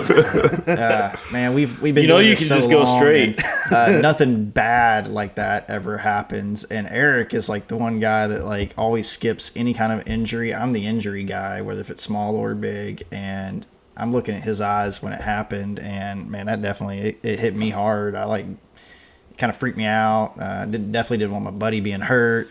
He was messed up, and he gets up and he's like cut open. You can see like bone. His teeth are gone. There's blood everywhere, and he's like, "I'm gonna put on my other helmet and get back on the bike." And I'm like, "No, you are good, man." I was like, "Go sit down. We got to get you to a hospital." He's like, "Am I gonna be okay?" And I was like, "Yeah, but you're gonna go to the hospital." I was like, "You're gonna be okay at the hospital." Yeah, at the hospital. I was like, "We need to at least, fill that." I remember watching the video and I'm listening, and Drew's there emceeing, and the first time I listened to it, I wasn't thinking about anything else, and I'm like, why the fuck isn't Drew doing anything? Like, why isn't he getting up and trying to help Eric? And then I'm like, wait, his job is to keep everybody else calm and keep them from freaking out. You know what I mean? And it hit me like what he was doing. It was really smart at that point, but at first I'm like, why is he still talking? Like, hey guys, Eric's okay. I'm like, no, he's not okay. His face just slid across the fucking concrete. It's so weird. Yeah, it's like one of us would be like, "Oh shit, Mark went down, dude. What? Is he alive?" No, but that's the thing is he wasn't like that at all. He was like, "Hey, everybody, give it up for Eric." Like he did a really good job of keeping the crowd calm. You know what I mean? It was very professional, and it was like one of those things that I hadn't ever thought of that as a responsibility of his until I saw that, and I was like, "Oh, he's a professional. Like he knows what." Because like if it was me, I would have been like, oh fuck, you know, and then I would have just stopped at that point and like ran over there, you know, and he did a really fantastic job of keeping the calm. Man, he's been doing it. I mean, he's been doing it for a while. He's been on the road with me since 2007-ish, so over 10 years, easy. It's been my dude, so yeah. He handled it. He handled it probably better than I did. I was more freaked out just because I'd never seen Eric hurt before. I'm used to being the hurt one, so it freaked me out. What do you mean? What do you mean you're used to being? Yeah, what happened? Like you took it off. Yeah, the podcast. I don't even have my cast on right now. So what happened? You were in New York, right? Yeah, a couple of weeks ago. Phenomenal show. We did this show a couple of years ago. They put us in this weird spot. Nobody knew we were there. We didn't have hardly any fans to watch us. So when they called us to come back, I was kind of skeptical on going back. And we were like, we'll try it again. Well, this time they shut down the road in the middle of this event. It's called the Barricade Rally. Been going on for like 30-something years, almost 40 years. And we had like the prime spot right in the middle. We had easy 5,000 plus people at every single performance we did. That's insane. So we were rocking it for 2 days straight. Several shows a day. Very last show, like that's our grand finale. We're gonna do it bigger, better, badder, stronger, faster, wilder. And I had a feeling that things just sounds like a Girls Gone Wild. Yeah, video. things just weren't gonna go right. And honestly, it wasn't a big deal, man. I was doing this thing called a side saddle drift, where I'm drifting. My body's off one side of the bike, and the bike kind of caught traction, and it started to go towards the crowd. So I hit the front brakes, and since I'm not completely on the bike, the front end washed out, and I just kind of went to the ground. And when I put my hand down, man, it turned to jello. Shattered my thumb, so my knuckles busted for Busted Knuckle Stunt Tour. Thumb is broken in half. This was a PR stunt. And I was so bummed, man, because so many people were so excited. It was some of the best fans we'd ever have. People were so stoked, and I instantly knew I was hurt. Where's some of the places you've got to travel doing the stunt tour? I mean, you're doing it for almost over 10 years now, right? 15. 15? Over Damn. 15. So you pretty much got to see a lot of the country now, huh? Yeah. Usually we're here in the Mid-South. I mean, Florida, up the East Coast, all the way to New York, over Ohio, Wisconsin.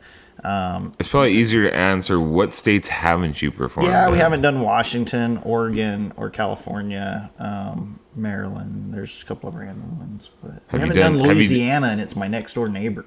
It's weird. That's because the roads suck. We don't have swamp buggies or anything. I don't know. Yeah. There's like 2 towns. Have you traveled out of the country? Have you done like Mexico or Canada or anything? I get a lot of requests for out of the country. It just freaks me out. I'm always scared that something's going to happen at the border, and we're going to pay all this money to get to the border. There's going to be some crap. Yeah. But we're looking at hard. And I know you can't get into Canada if you have a DWI. Yeah, this has been an issue. Not with me, but it's been an issue. Yeah. You can, but you got to get like special. Yeah, you got to like pay a lawyer. You got to do a lot of shit. There's all this crap you got to do. Yeah. But yeah, back to the other thing. I fell, broke my thumb. No big deal.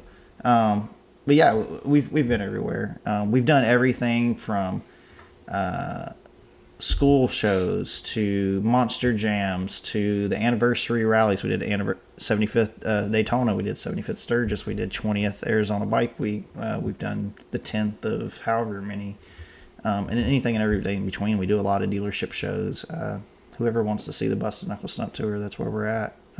We like what we're doing. We think we have a very quality product. Like, what do you promote through? Is it like word of mouth or like through your website or? I really don't promote much anymore. We're going to change that and do some things different this next year. But we've been doing it so long that most promoters know who we are, or they talk to other promoters, or they look it up. I mean, our track record is pretty phenomenal in my opinion. There's certain events that we'll reach out to that we've never done before. But mostly it's events that reach out to us. Yeah.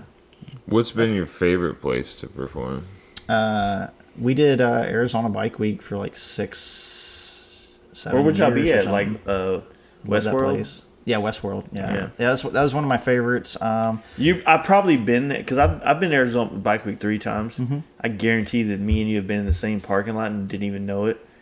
And now I'm sitting in your house. I was either the naked guy running around, or I don't know I about was that. the guy starting riding. It was one. Well, I was That's big definitely wheel, where Jace hangs out with the big wheel I baggers. was with big the wheel naked bagger, guys. Jace. So I had my bandana. And if my you were hat on if you were the backwards. guy with like a really loud hip hop playing bagger, I was really upset and yelling at you. I was that guy. No, I've always been the guy when I had my bagger and I had my fucking retarded expensive stereo system on there.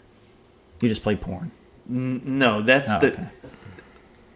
Let's the bass tangent is on that. really good. The bass You remember when like TVs and cars first came out? Oh yeah. Okay, so like this is so random, but like I had a friend that he was a painter at the body shop that I worked at, and I was a prepper. He was, we were the same age, but he took his shit more seriously. I was just trying to fuck off and go work on bikes, right?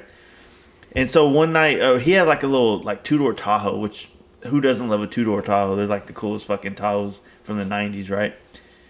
So he got it, and this is when TVs was like starting to become more available in the cars, like as far as like in-dash screens and fucking headrests and shit. So he picks me up one night, we're going to fucking some like party or whatever, and he puts porn on, right? On the thing. Like it's just me and him. And I'm like... This is the way he rolls. He wanted to be a closer friend than you wanted. Well, I'm like, dude, like this is something I do. This is not like something I share with another guy. You know what I mean? Like, Hey, Sharon's Karen, man. yeah, but like, do I watch it? Like, do you just watch it like a regular TV show? Like, oh, look at that. You tried that before, bro? Like, that's just there's no conversation watching What is the porn appropriate with another conversation? dude. It just doesn't happen. There's no way you can do it right. So it's like we're just sitting in the car, and it's the most awkward thing. And I'm talking about it 12 or 13 years later, and I'm 15, to be honest with you. And it's like, I still don't understand. Like, I would never. It's almost like if you get in a car with another guy, like your homie, like, hey, dude, you heard that new Brian McKnight? Check it out. And you put some fucking love songs and shit on. I just want to say I'm sorry for even mentioning porn. So it's like, I don't know, man. It was just crazy. I don't even know where we're down going the with rabbit that. hole right there. It happens. It happens, man. Sorry, a long time ago, I used to do stereo competitions, and I used to play porn when my car would be parked and stuff. So Is there any bass in porn? there's tons of bass in porn, man. Yeah. I do have to put out a public service announcement when you drop your bike off to get serviced, turn your radio down before you turn your bike off, because I finished the bike last night at like midnight, and I go to test ride it, and the guy had his stereo cranked up all the way, and it you turn the new baggers on, the stereo doesn't kick on instantly, so I turned it on, started the bike, it's idling, and then his fucking super loud stereo kicks on, and it scared the fuck out of me. I'm sitting there exhausted at 12 o'clock, haven't slept all fucking day, and the thing goes off, and I literally jumped on his bike. I was like, what the fuck? You deserve a nap. Yeah. A nap. I need a nap. at some Every point. time, like when it comes to like the stereo shit and the bagger stuff, man, like this is my take on it. Like the way I viewed it, like just really trying to understand it, is that I like a lot of rap music from when I grew up in the 90s, like No Limit and fucking all the shit, Cash Money Records and fucking Tupac and Milli Scarface. Vanilli, all the good stuff. Yeah, all the Milli. Fuck yeah, dude. I don't even know what he's saying, but I remember. But no, all these cool ass things and shit, and like then you get a big wheel bagger, you put some stereo shit in it, which, to be honest with you, when you're riding on the highway, like fuck, it's awesome. Like you can hear it nice, crisp, and clear. But like sitting at a street light, it's almost as gay as being in a convertible car.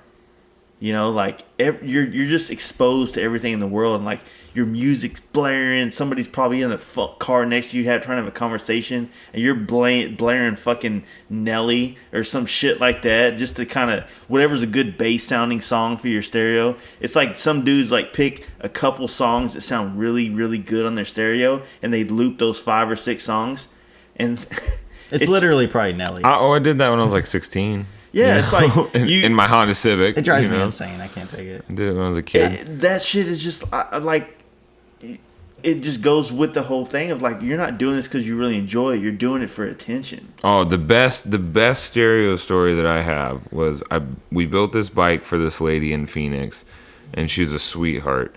And it's a Softail, an old Softail, obviously, before the new ones. But we did the bagger conversion, so it had the saddlebags, and we did the fairing with the Ford, speakers in it, and then she bedazzled the fuck out of this bike, like bedazzled every. She did it. She went did it. Full. What's the place? Fucking. Affliction. No. She went full. Not Michaels. What's the other one?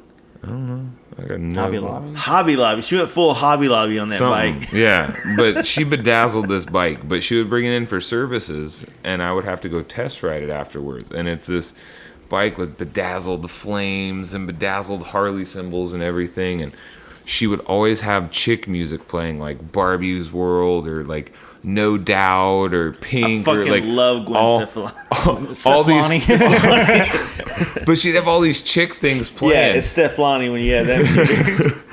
And so every time I take it for a test ride, I would turn it up as loud as possible. And there I am, this dude with like long hair and a big beard, and I'm fucking fat and everything, and Big I'm riding this fucking bike that's bedazzled the fucking shit, and it's playing the gayest music you've ever heard in your life. And then, you always get those dudes, you pass a dude on the street, and they always do the cool, like, hey, I'm a biker wave.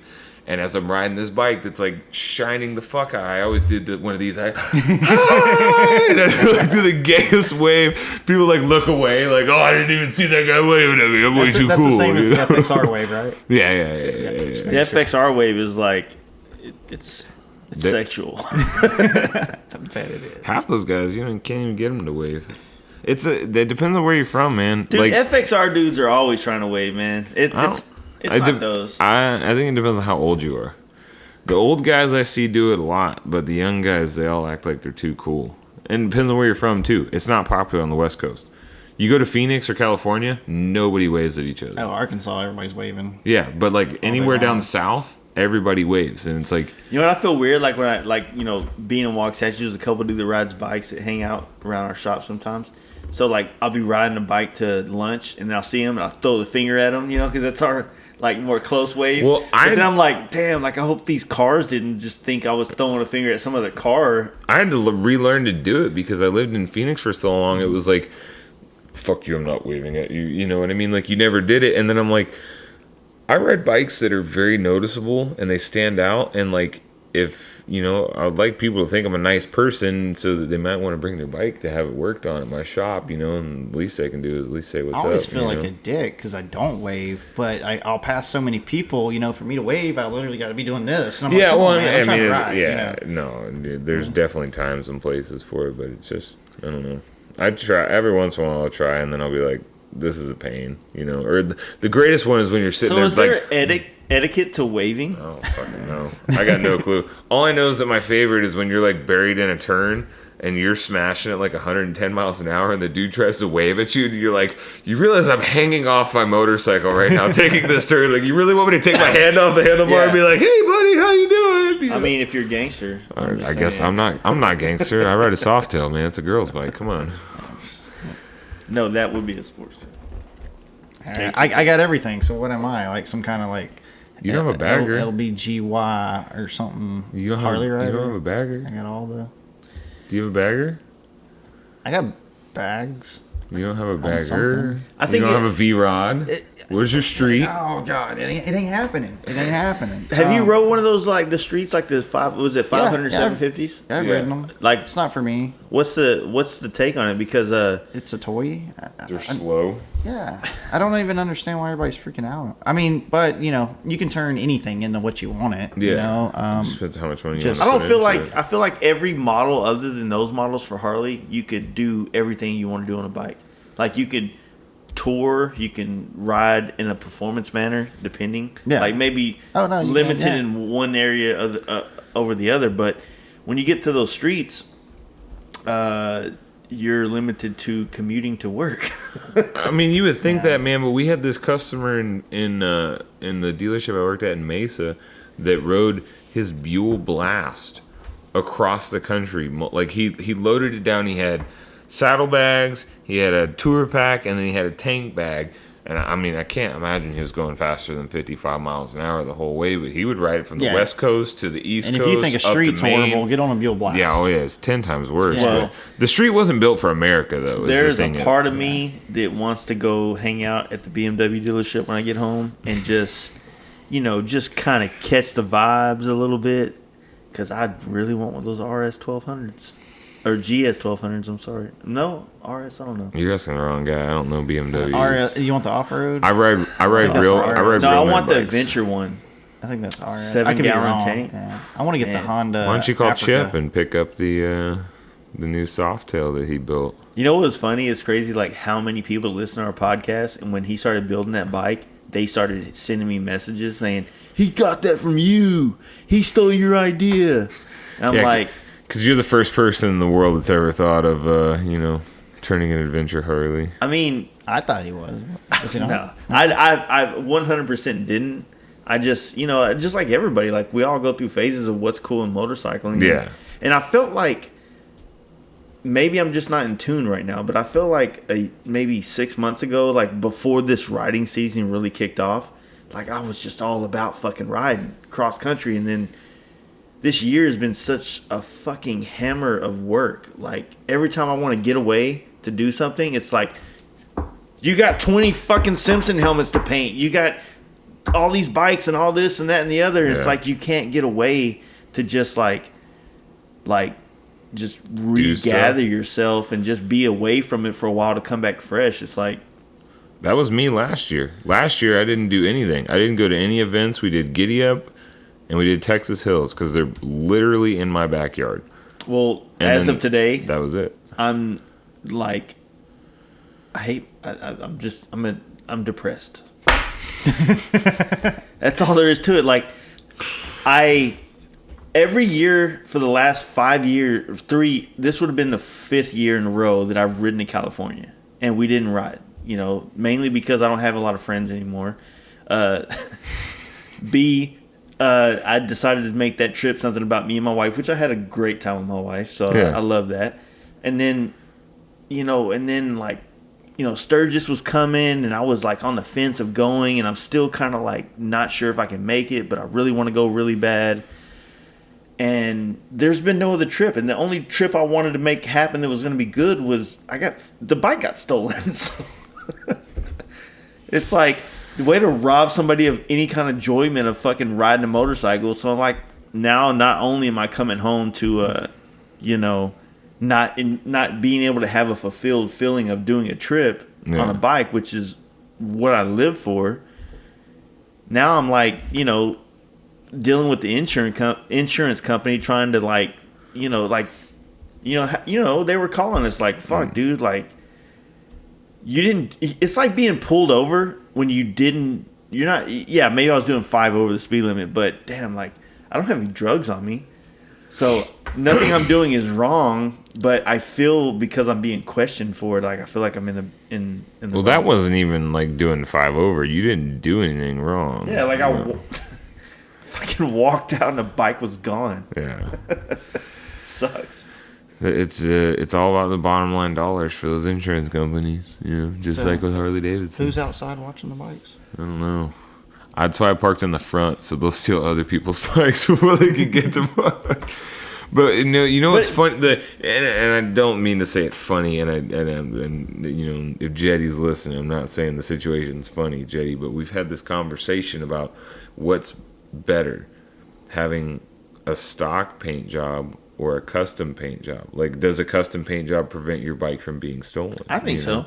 I think it does, unless you're dealing with a tweaker. A tweaker will steal a flashy paint job, but like any good thief is going to look at a fancy paint job and be like, that's instantly that's a one-off paint job that's instantly recognizable.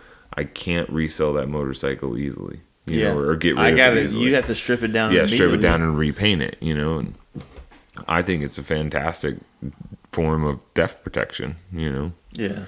It just sucks, that whole scenario. It's like, fuck, man, That whole weekend, like that weekend in Arkansas, which was for the people who don't know what we were doing out here, was the East Coast FXR Jam in Harrison, Arkansas. Is it East Coast anymore, or is it just the FXR Jam? I don't know what it's called.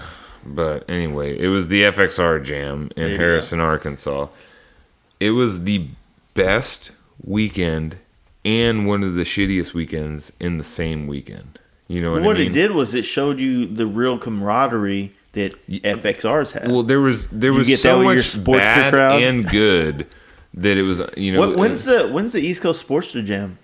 When's the anything Sportster anything? I think it's February 30th. I think they're racing flat track. I think it's February 30th is when the East Coast Sportster Jam. You just making some fucking February 30th. There's no date. February 30th. It's not a real date. Fuck, way over my head. I don't have a comeback. I'm just gonna. Everybody, I got a bunch of different bikes, man. A lot of people ride Sportsters, and it's all fucking good. But you know, it's just one of those deals. Until you get on a Dyna or something else, you just got to deal with it. We're gonna make jokes, even though you might be faster than us. There's nothing wrong with your Sportsters. Tony's Dyna's faster than my Softail. You know, is it? I think so. I mean, at least when we're accelerating on the freeway coming home today, yours pulls way harder on the freeway than that. I mean. Granted, I think yours has Mark a little more is motor measuring work his horsepower, Dick. I don't have any all the time. Yeah, that's why it's called the Widowmaker. The Widowmaker. That's because it's a stock 88 motor called the Widowmaker. It's so powerful. It's more the fact that I had it for a year and I couldn't tame it. I was scared of it. Because that stock 88 so powerful, right? Exactly. I'm used to all the power of my Sportster. So how doing all these shows over the last 15 years, we haven't really jumped into your shop very much. Like, how has that are you happy? I'm. What do you mainly do there? Like, what's the main goal? Is it just like part sales? So it started out as I've always loved retail, the business aspect of it. We do which I really want to get into. You get to keep your hands clean. Yeah, that's what I wanted to do. And then I was like, yeah, man, I could do this. We're just going to do parts. I'm going to do my clothing line, t-shirts. We actually had women's clothing too. We had like a pinup boutique, and I just wasn't thinking clearly, and I realized that you cannot have, at least not in my area, a parts only. You need service. Yeah. And so we ended up opening up a service department about 4 or 5 months in, and that started to pick up. And now I'm like, well, and not that I was completely against service. I mean, I like to build some cool stuff and do some different things and be able to offer different services to the local community, and vastly past that. It's going good now, man. Everything's building. We're at a year. They say your first year is your hardest. Some say that it's your first 3 years or whatnot, and we're going to see how that goes. I like where 40. Or first 40 years, or your last year of your life is your first year. So I think things are going good. Mark gave me a little praise. Said I'm super jealous. He of liked his the shop. I love his showroom area is set up so awesome. I mean, he's got it very well laid out. There's a lot. He has a huge variety. It's not like if you walk into my shop, I have a couple parts. But they're all performance related. You know what I mean? It's all the cool guy parts. You have nothing and stuff that doesn't like that. serve a purpose in your shop. Yeah. No, there's you're not going to get, there's no ape hangers in my shop. There's no, fishtails or long shot exhausts or anything like that, but his has a very good variety of everything from the performance side to the other sides, the other parts of the Harley industry. Yeah. You know what I mean?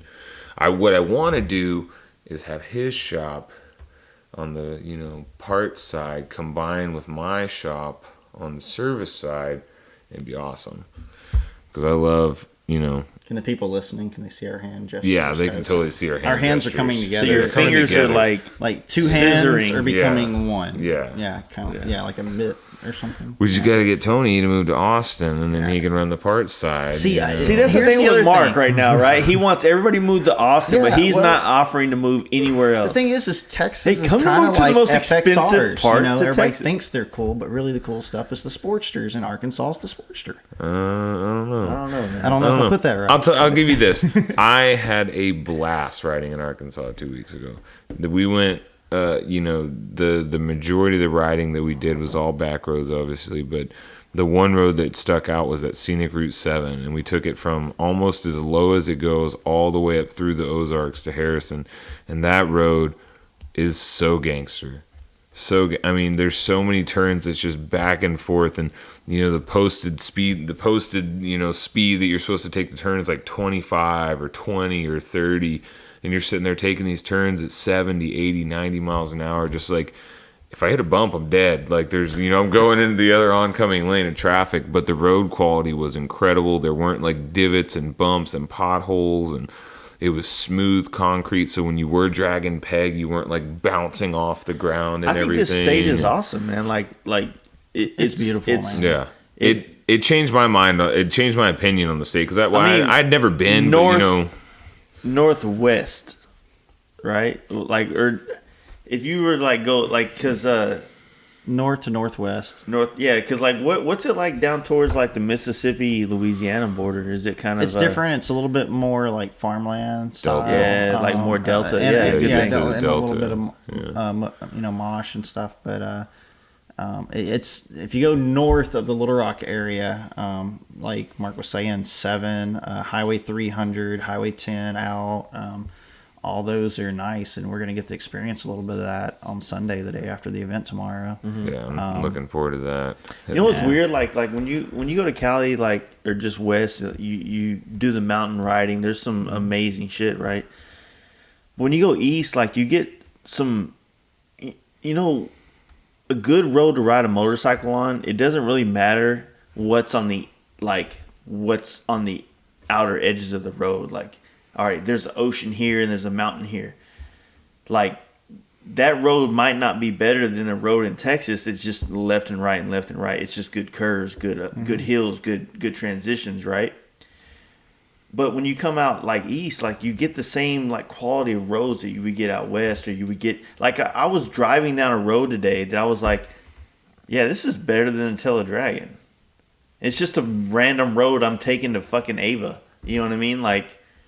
But the Teledragon is the most sought after road for motorcyclists in America. And it's I've ridden it, and I'm driving down this road in Arkansas, and this is more desirable. And we've got our own little trail, which is called the Pig Trail. The Pig Trail, yeah. And it's not nothing of the caliber of I saw so many trikes today that I was you guys get in the way. Well, I think the best part about the riding in Arkansas was that it was almost like we had the road to ourselves. Yeah. There was no traffic. It's not overpopulated. Yeah, you weren't dealing with cars and semi-trucks and people hauling trailers trying to get through. Literally, we probably saw, every time we were on Scenic 7 when we did these rides, we maybe saw 20 cars the whole time. You know what I mean? Through the cities, through the slow cities, you see more, obviously. But as far as once you get through the speed traps, very, very few cars to where you can take those turns and you're not worried about it's always sketchy when you take a blind turn. And you got all these neat little towns, and then most of the time the people are great. These little gas stations. Oh, they're very nice. It's like a forced niceness, but they're nice. Forced niceness. Yeah, you could tell that some of them were genuinely nice, and then the other ones were very nice. But you kind of tell that they were only nice. They wanted you to go down a dirt road. Yeah, they wanted you to leave. We're going to be really nice to you because that's what we do. And we're nice people, but we don't like you. You know what I mean? It was fun. It was fantastic. Even, one of the days we were out there, we didn't even leave the city. We just bounced around from store to store, and it was hilarious watching, there was 4 of us.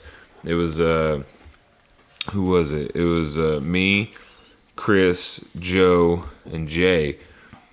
And then there was a couple other guys. We had Mike and Gary, and I can't remember if someone else was there, but we all go to Walmart together, and then on the way back we just decide we're gonna hit every thrift store in Harrison, Arkansas. And so then there's these dudes, we park our bikes right outside the front of somewhere random on the street, and we're sitting there walking through every thrift store in Harrison, and had a blast, and the people are staring at us like, what are you guys doing in here? And like, why are you here? But we're having fun. Man, I mean, like traveling and being on tour, we go everywhere. And coming from Miami, when I first moved to Arkansas, it was like a third world country when I first came here. Yeah. Coming from Miami, Yeah. especially in the early '90s, things was very different. And even though I hated it at the time, Scarface was still... I love it now. Like, I'm centrally located. I travel all the time, so I'm at the crossroads of America. Interstate 30, Interstate 40. You can go anywhere you want. Dallas is 5 hours. Nashville is about 5 hours. A little bit more. St. Louis, 6.5 to Houston. I mean, we're like right there in the center. I like Texas. We're in Texas all the time. Have a huge fan base in Texas. We do a whole lot of Texas shows. Got a bunch of friends. Obviously, you guys and many more. I like Arizona a lot too. It's very different, obviously, than Arkansas, but my 3 favorite places: Arkansas, Tennessee, Arizona. Just by where I go. There's some really awesome places up north, but I get cold, so I'm not going there. I don't like How was like you said earlier? You took that trip to was it SNS? No, to Drag Specialties, Madison, Wisconsin. So, like, did you what was that trip like for you? Like doing a trip like that, you're not used to doing it on bikes, right? Yeah, we're like balls to the wall, trying to get somewhere on time and not spend $800 million on diesel fuel. No, we got to me and Red. We hit 40 up towards Memphis, but we cut over and took kind of a scenic route. And there was a town. Don't make me lie, I forget. But there was a town I did a show in, and we wanted to go visit that town. It was a neat little town, and I was like, hey, we can kind of go through there, and we could stop. I know the people there. I know the guy that owns a hotel.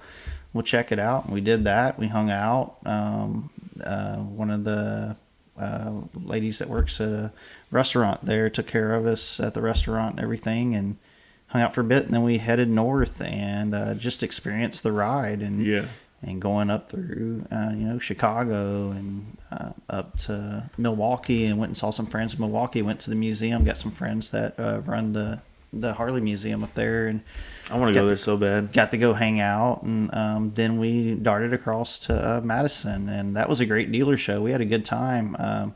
Had a little bit too much fun with Paul Yaffe and Nick Trask and Brian of Two Wheel Transport, and those guys. Miguel from Lane Splitter's Garage out of Phoenix. And Lane Splitter's in Phoenix. Like, what do they do there? I mean, it's a full shop. It's a full shop. Like, they got a badass little logo thing going. Full builds and parts. He's got a really nice location too. Where's he out of? He's like downtown Phoenix. Yeah. Like downtown Phoenix. Nice. Yeah, Miguel's great people. Brian with Two Wheel Transport out there, super great people. Definitely some of the best people we've met on the road. And that's one thing, man, meeting people. Obviously, you guys, Jace met you at Giddy Up. We'd slightly talked a little bit before that on paint, and then meeting Mark down in Texas. And look at here. You guys are in Arkansas. Yeah. It's all right when you're from Arkansas. You kind of suck people in. Yeah, so you're here. You're here now. Draw everybody in. Come to me. Oh my Come God. to Arkansas. It's probably a weird rant or whatever, a tangent here, but the idea with everything from this podcast to us being on social media, us doing all these things is you want to meet and know a lot of people.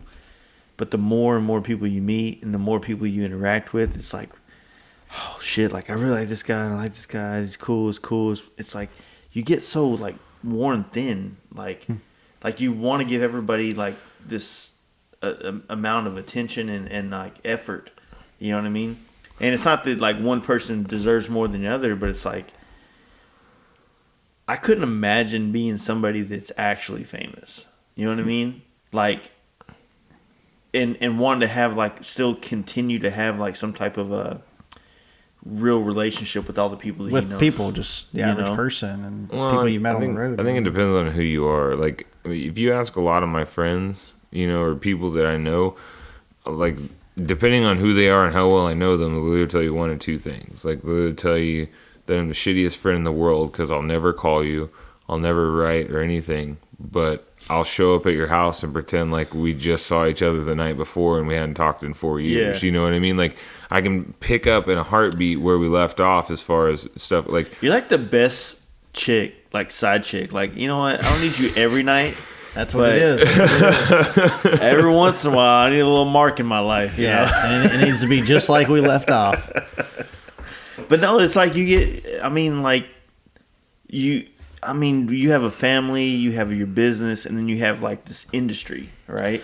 And this industry is full of people that, like, honestly, we can sit here and we can do this all fucking night because we're talking about bikes, we're talking about our opinions and our ideas and our, ways of dealing with shit. Or we can go talk to our chicks, which you're like, so how was your day? She's still a whore. Okay. oh, I'm a terrible party guest. Like, Yeah. if I'm gonna, like, when I came through last, 2 weekends ago, Tony, invited me to a crawfish boil, and like, I was trying to be Y'all nice. do that? Y'all do that up here? Y'all allowed to? yeah. Is that cultural It was good. appropriation? It was good. It was the first I hadn't had crawfish A in lot of like white people up here. I don't know if you can do 7 that. or 8 years. It's a black thing. Have you been to Arkansas? Have you looked around? Yeah, I'm around. Yeah, there's. Oh, It's pretty yeah, white. not this town's a little I'm bit. from the hood, bro. But, I was sitting there thinking, and like, they're having all these crazy conversations with all these other things, and I'm just sitting there like listening, enjoying the conversation. But I'm like, I bring nothing to any conversation that has nothing to do with motorcycles. Like, if you want to talk about motorcycles, I can talk all day long. Woo, I got checkpoints. You want to talk about no. financing or buying houses or cars or That's anything why else? And I'm when I just get like, around all right, dudes that that's got their life together and they have like real legit jobs and shit, you're like, And they're like paying their house note. Yeah. like or they have a house note, like not rent, like me and shit. Yeah. I'm like, dude, like I just want to like be your friend to like some of your adultness will rub off on me because I'm like, I remember when I spending all learned my- the first couple things about like buying a house and some cool lingo and stuff. I felt so adult. I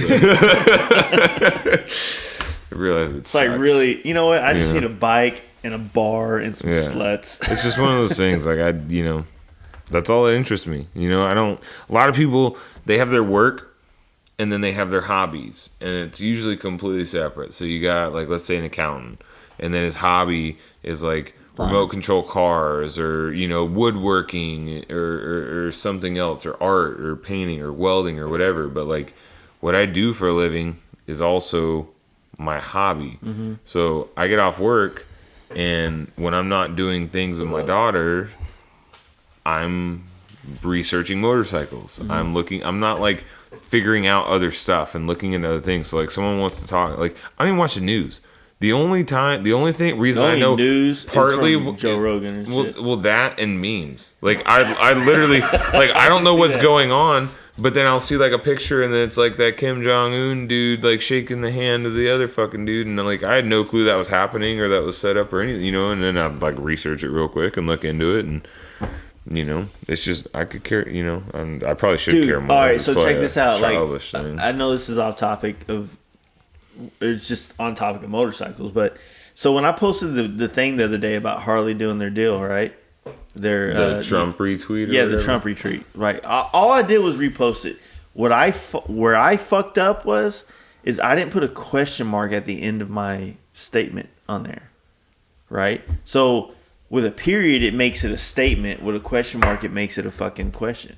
And so when I put a period on the end, because I'm horrible at grammar, dude, like 114 comments, and I'm not a big butt chick, so I don't deserve that many comments on any of my pictures on Instagram, right? So like, some of it was like guys that I know, like, giving their opinion, cool, like I care, and then all of a sudden, like, some people that I don't follow or don't even know anything about, they're like attacking me.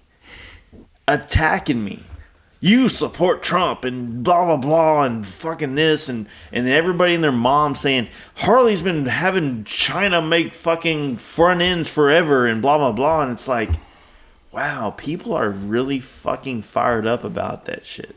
Yeah. Like, even Joe Rogan's last podcast he did with I think it was Ari Shaffir, like, it just came out like yesterday or the day before. He even talked about the whole deal about Harley, selling, like, Harley's American made, like, whatever. And then my buddy Maston, that works really close to the actual source of all the shit, was like, look, dude, like, They're only selling the bikes. They're only building bikes out of the country that are being sold out of the country. Okay, I get that. Cool. I'm not saying that it's right or wrong, but I'm more appalled at the idiocracy of all the people that had an opinion, and their opinion was so fucking like they put so much effort into this nothing. Well, it's an opinion that they have no facts on.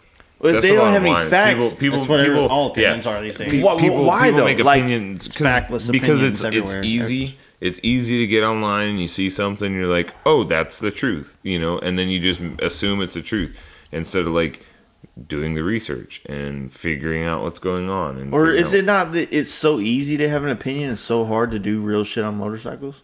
Well, no, it's just it's easy to not I have all care. the time in the world to take a shit and make this real thought out fucking perfectly grammarized, which I didn't even say it right.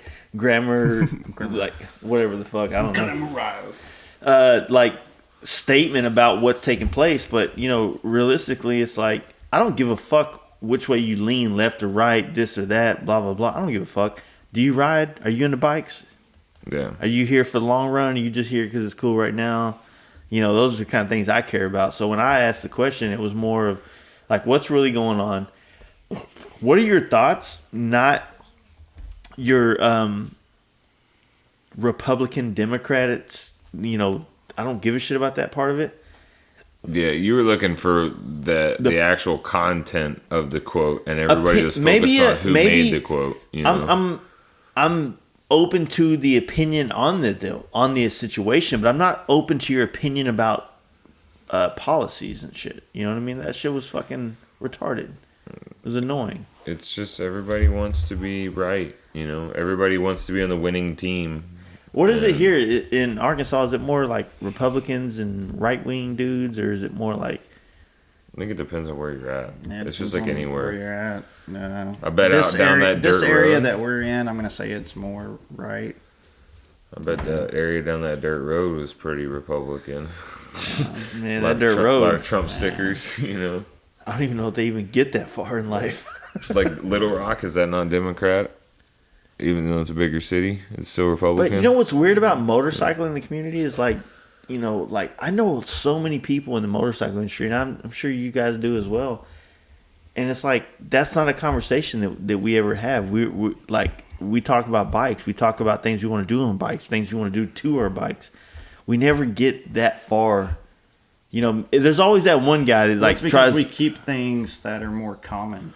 Yeah, well, and we're concerned about things we have control over. And what we have in common, what makes us happy together, and what we can share. Versus that's the problem with that whole politics things is everybody's going after what they don't like and what they don't share together, and what they can't control. Yeah, and it's one of those. It's one of those. It's the same shit. Like right now, I'm trying to teach my daughter when she should be crying about something and when she shouldn't. Yeah. And when she throws a fit because she didn't get something or we didn't get to do something, I'll sit there and look at her and I'll ask her. I said, is crying going to make that thing happen? She's like, no. I said, is crying going to make it better? Is it going to make you feel better? She goes, no. I said, then there's no point to cry. It's just like all these people bitching and complaining. When you get behind your keyboard online and you bitch and complain about whatever it is, whether it's politics or a bike model name or whatever, is that going to change it? No. Is it going to make you... Is it going to do anything to better your life? No. Then what's the point? Yeah. At that point, you're just looking for a fight, or you're looking to be an asshole. One of the two, Well, it's also like I said, I had 120 something, 119, 120 comments. And the ones I would skim read, it was like, Harley has been outsourcing front ends and this and that forever.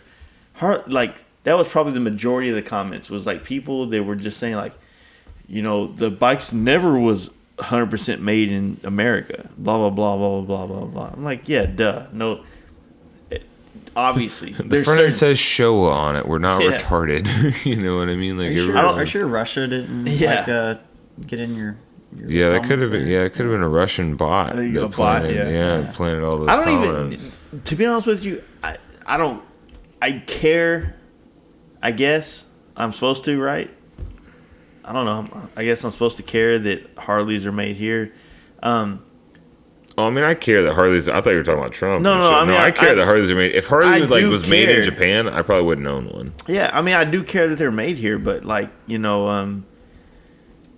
I'm more wrapped up in their decisions right now, based on like the models they're bringing out, not like where they're making them. Like, Yeah. I'm more concerned with like, honestly, like, I don't want to say this officially, but I guess because it's on here, it's like, if you got to go out of the country to make me another nice FXR, I'll take it.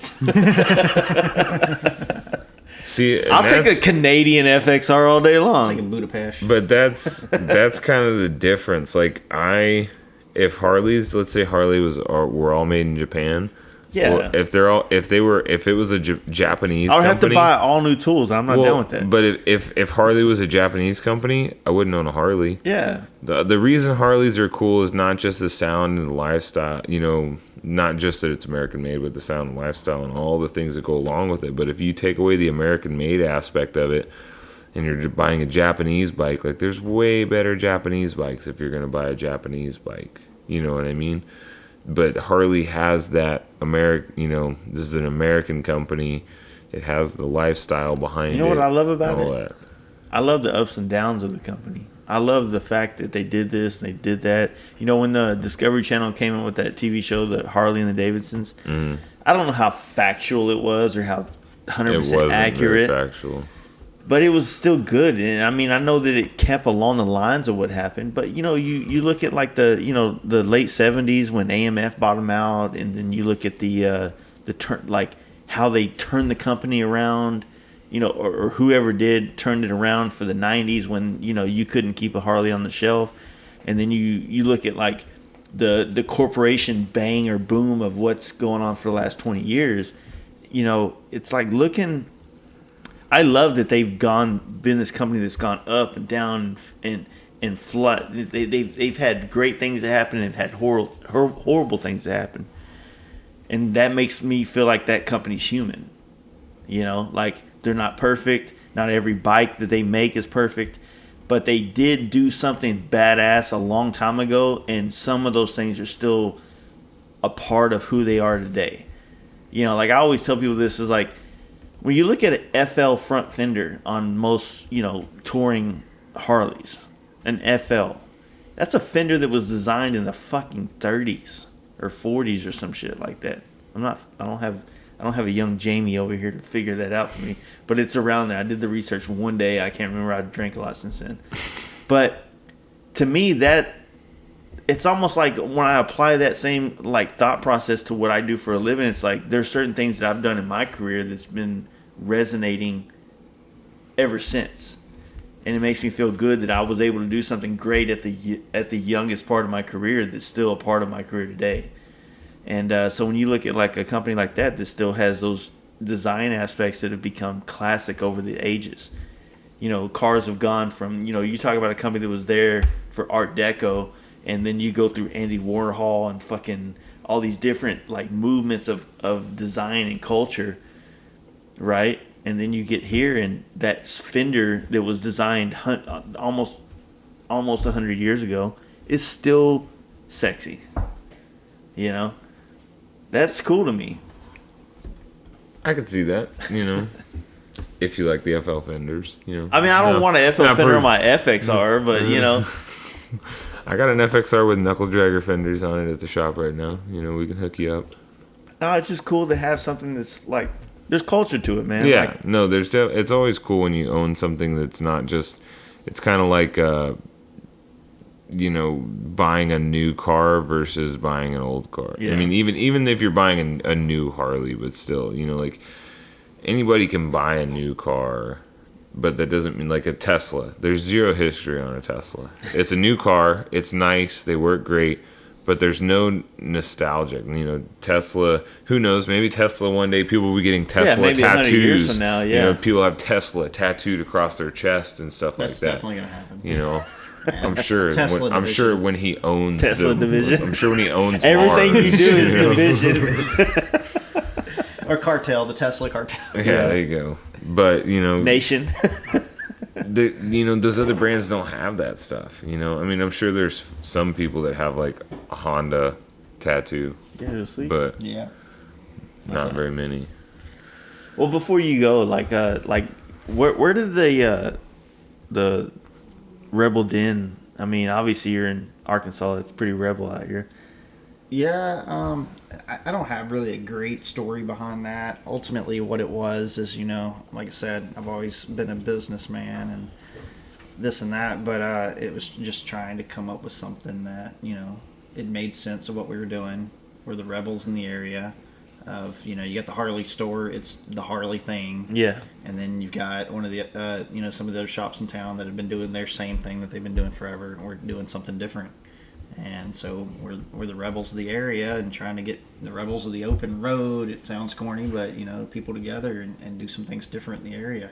I think the name's cool though. I think I like it, man. It came together. I think, and the marketing is good too. Like all the designs. Yeah, I mean, looks good together. So I'm happy with it. Sometimes that stuff does not organically come together like it did. So yeah, I'm happy with it. So how can everybody get a hold of you? If they're in the Arkansas area or they're traveling through the country and want to swing by your shop or anything like that? It's real easy because, like I said, man, Arkansas is the crossroads of America. We got Interstate 40, Interstate 30, so we're right off of Interstate 30, right outside of Little Rock, 2013 Military Drive in Benton, Arkansas, Rebels Den Cycle Supply. Literally a stone's throw from the interstate.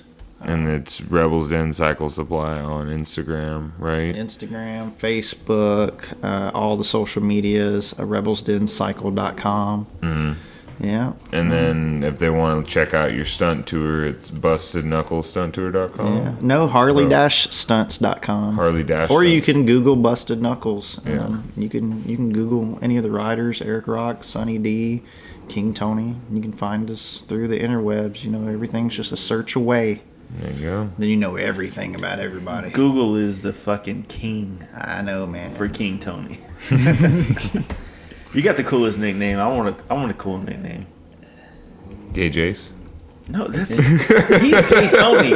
I can't have two nicknames. Come on now. Yeah, but you gotta have a previous nickname. You gotta earn. I used to be PCP Tony. That's pretty cool though. You got two badass nicknames. That's unfair. That's bullshit. Well, man, it's been a pleasure being on the podcast. Definitely, man. Definitely a little long time coming here. It's crazy because we, for our podcast, man, we were doing this shit so fucking frequent that like all our fucking thoughts is getting flooded out, but work, logistics, they come into play. It just gets to a point where you're like, fuck, man, like. It's like an episode, you know what I mean? Like people are, they listen to you, or they listen to the podcast and the guests that we bring on, and they're listening to it like it's a chronological, like show that like The Walking Dead. Like, oh, what's happening next week? I know that there's a story of the guest, but what's going on with the Fast Life Garage? Did they figure that one thing out or no? And sometimes, still talking about it. When you go to like 2 or 3 weeks and you haven't been on a podcast, people are like, "Oh, I'm glad." So, what's going on with you? Like last week, you were trying to fucking start a fucking aerospace company. Now you're doing what are you doing now? You know what I mean? Yeah. So it's a crazy like dynamic of like. Well, you come back to it. So where are they at now? Come on. Yeah. It's fun. I think it's about time to hit the sack, gentlemen. We gotta be up. I gotta be up. I don't know what y'all gotta do, but I gotta be up. I got this event thing going on. Yeah. That was crazy. Well, congratulations again. Yeah, well, thank you. We have a year. whole lot of beer. So I don't care if you're in California, Africa, or wherever. If you can make it here by tomorrow. Even those podcasts probably it's going to be cast after this. Yeah. But, yeah, man, it's going to be a good time. Stoked that so many friends from out of town are here and more are on their way. So... Yeah, I want to hang out tomorrow just to kind of help support it. I don't want to stay in Arkansas tomorrow night. I want to be in my bed, but I do want to stay as long as I can. And so, in other words, we'll see you Sunday. Okay. Cool. All right. Good seeing you guys. Sounds good.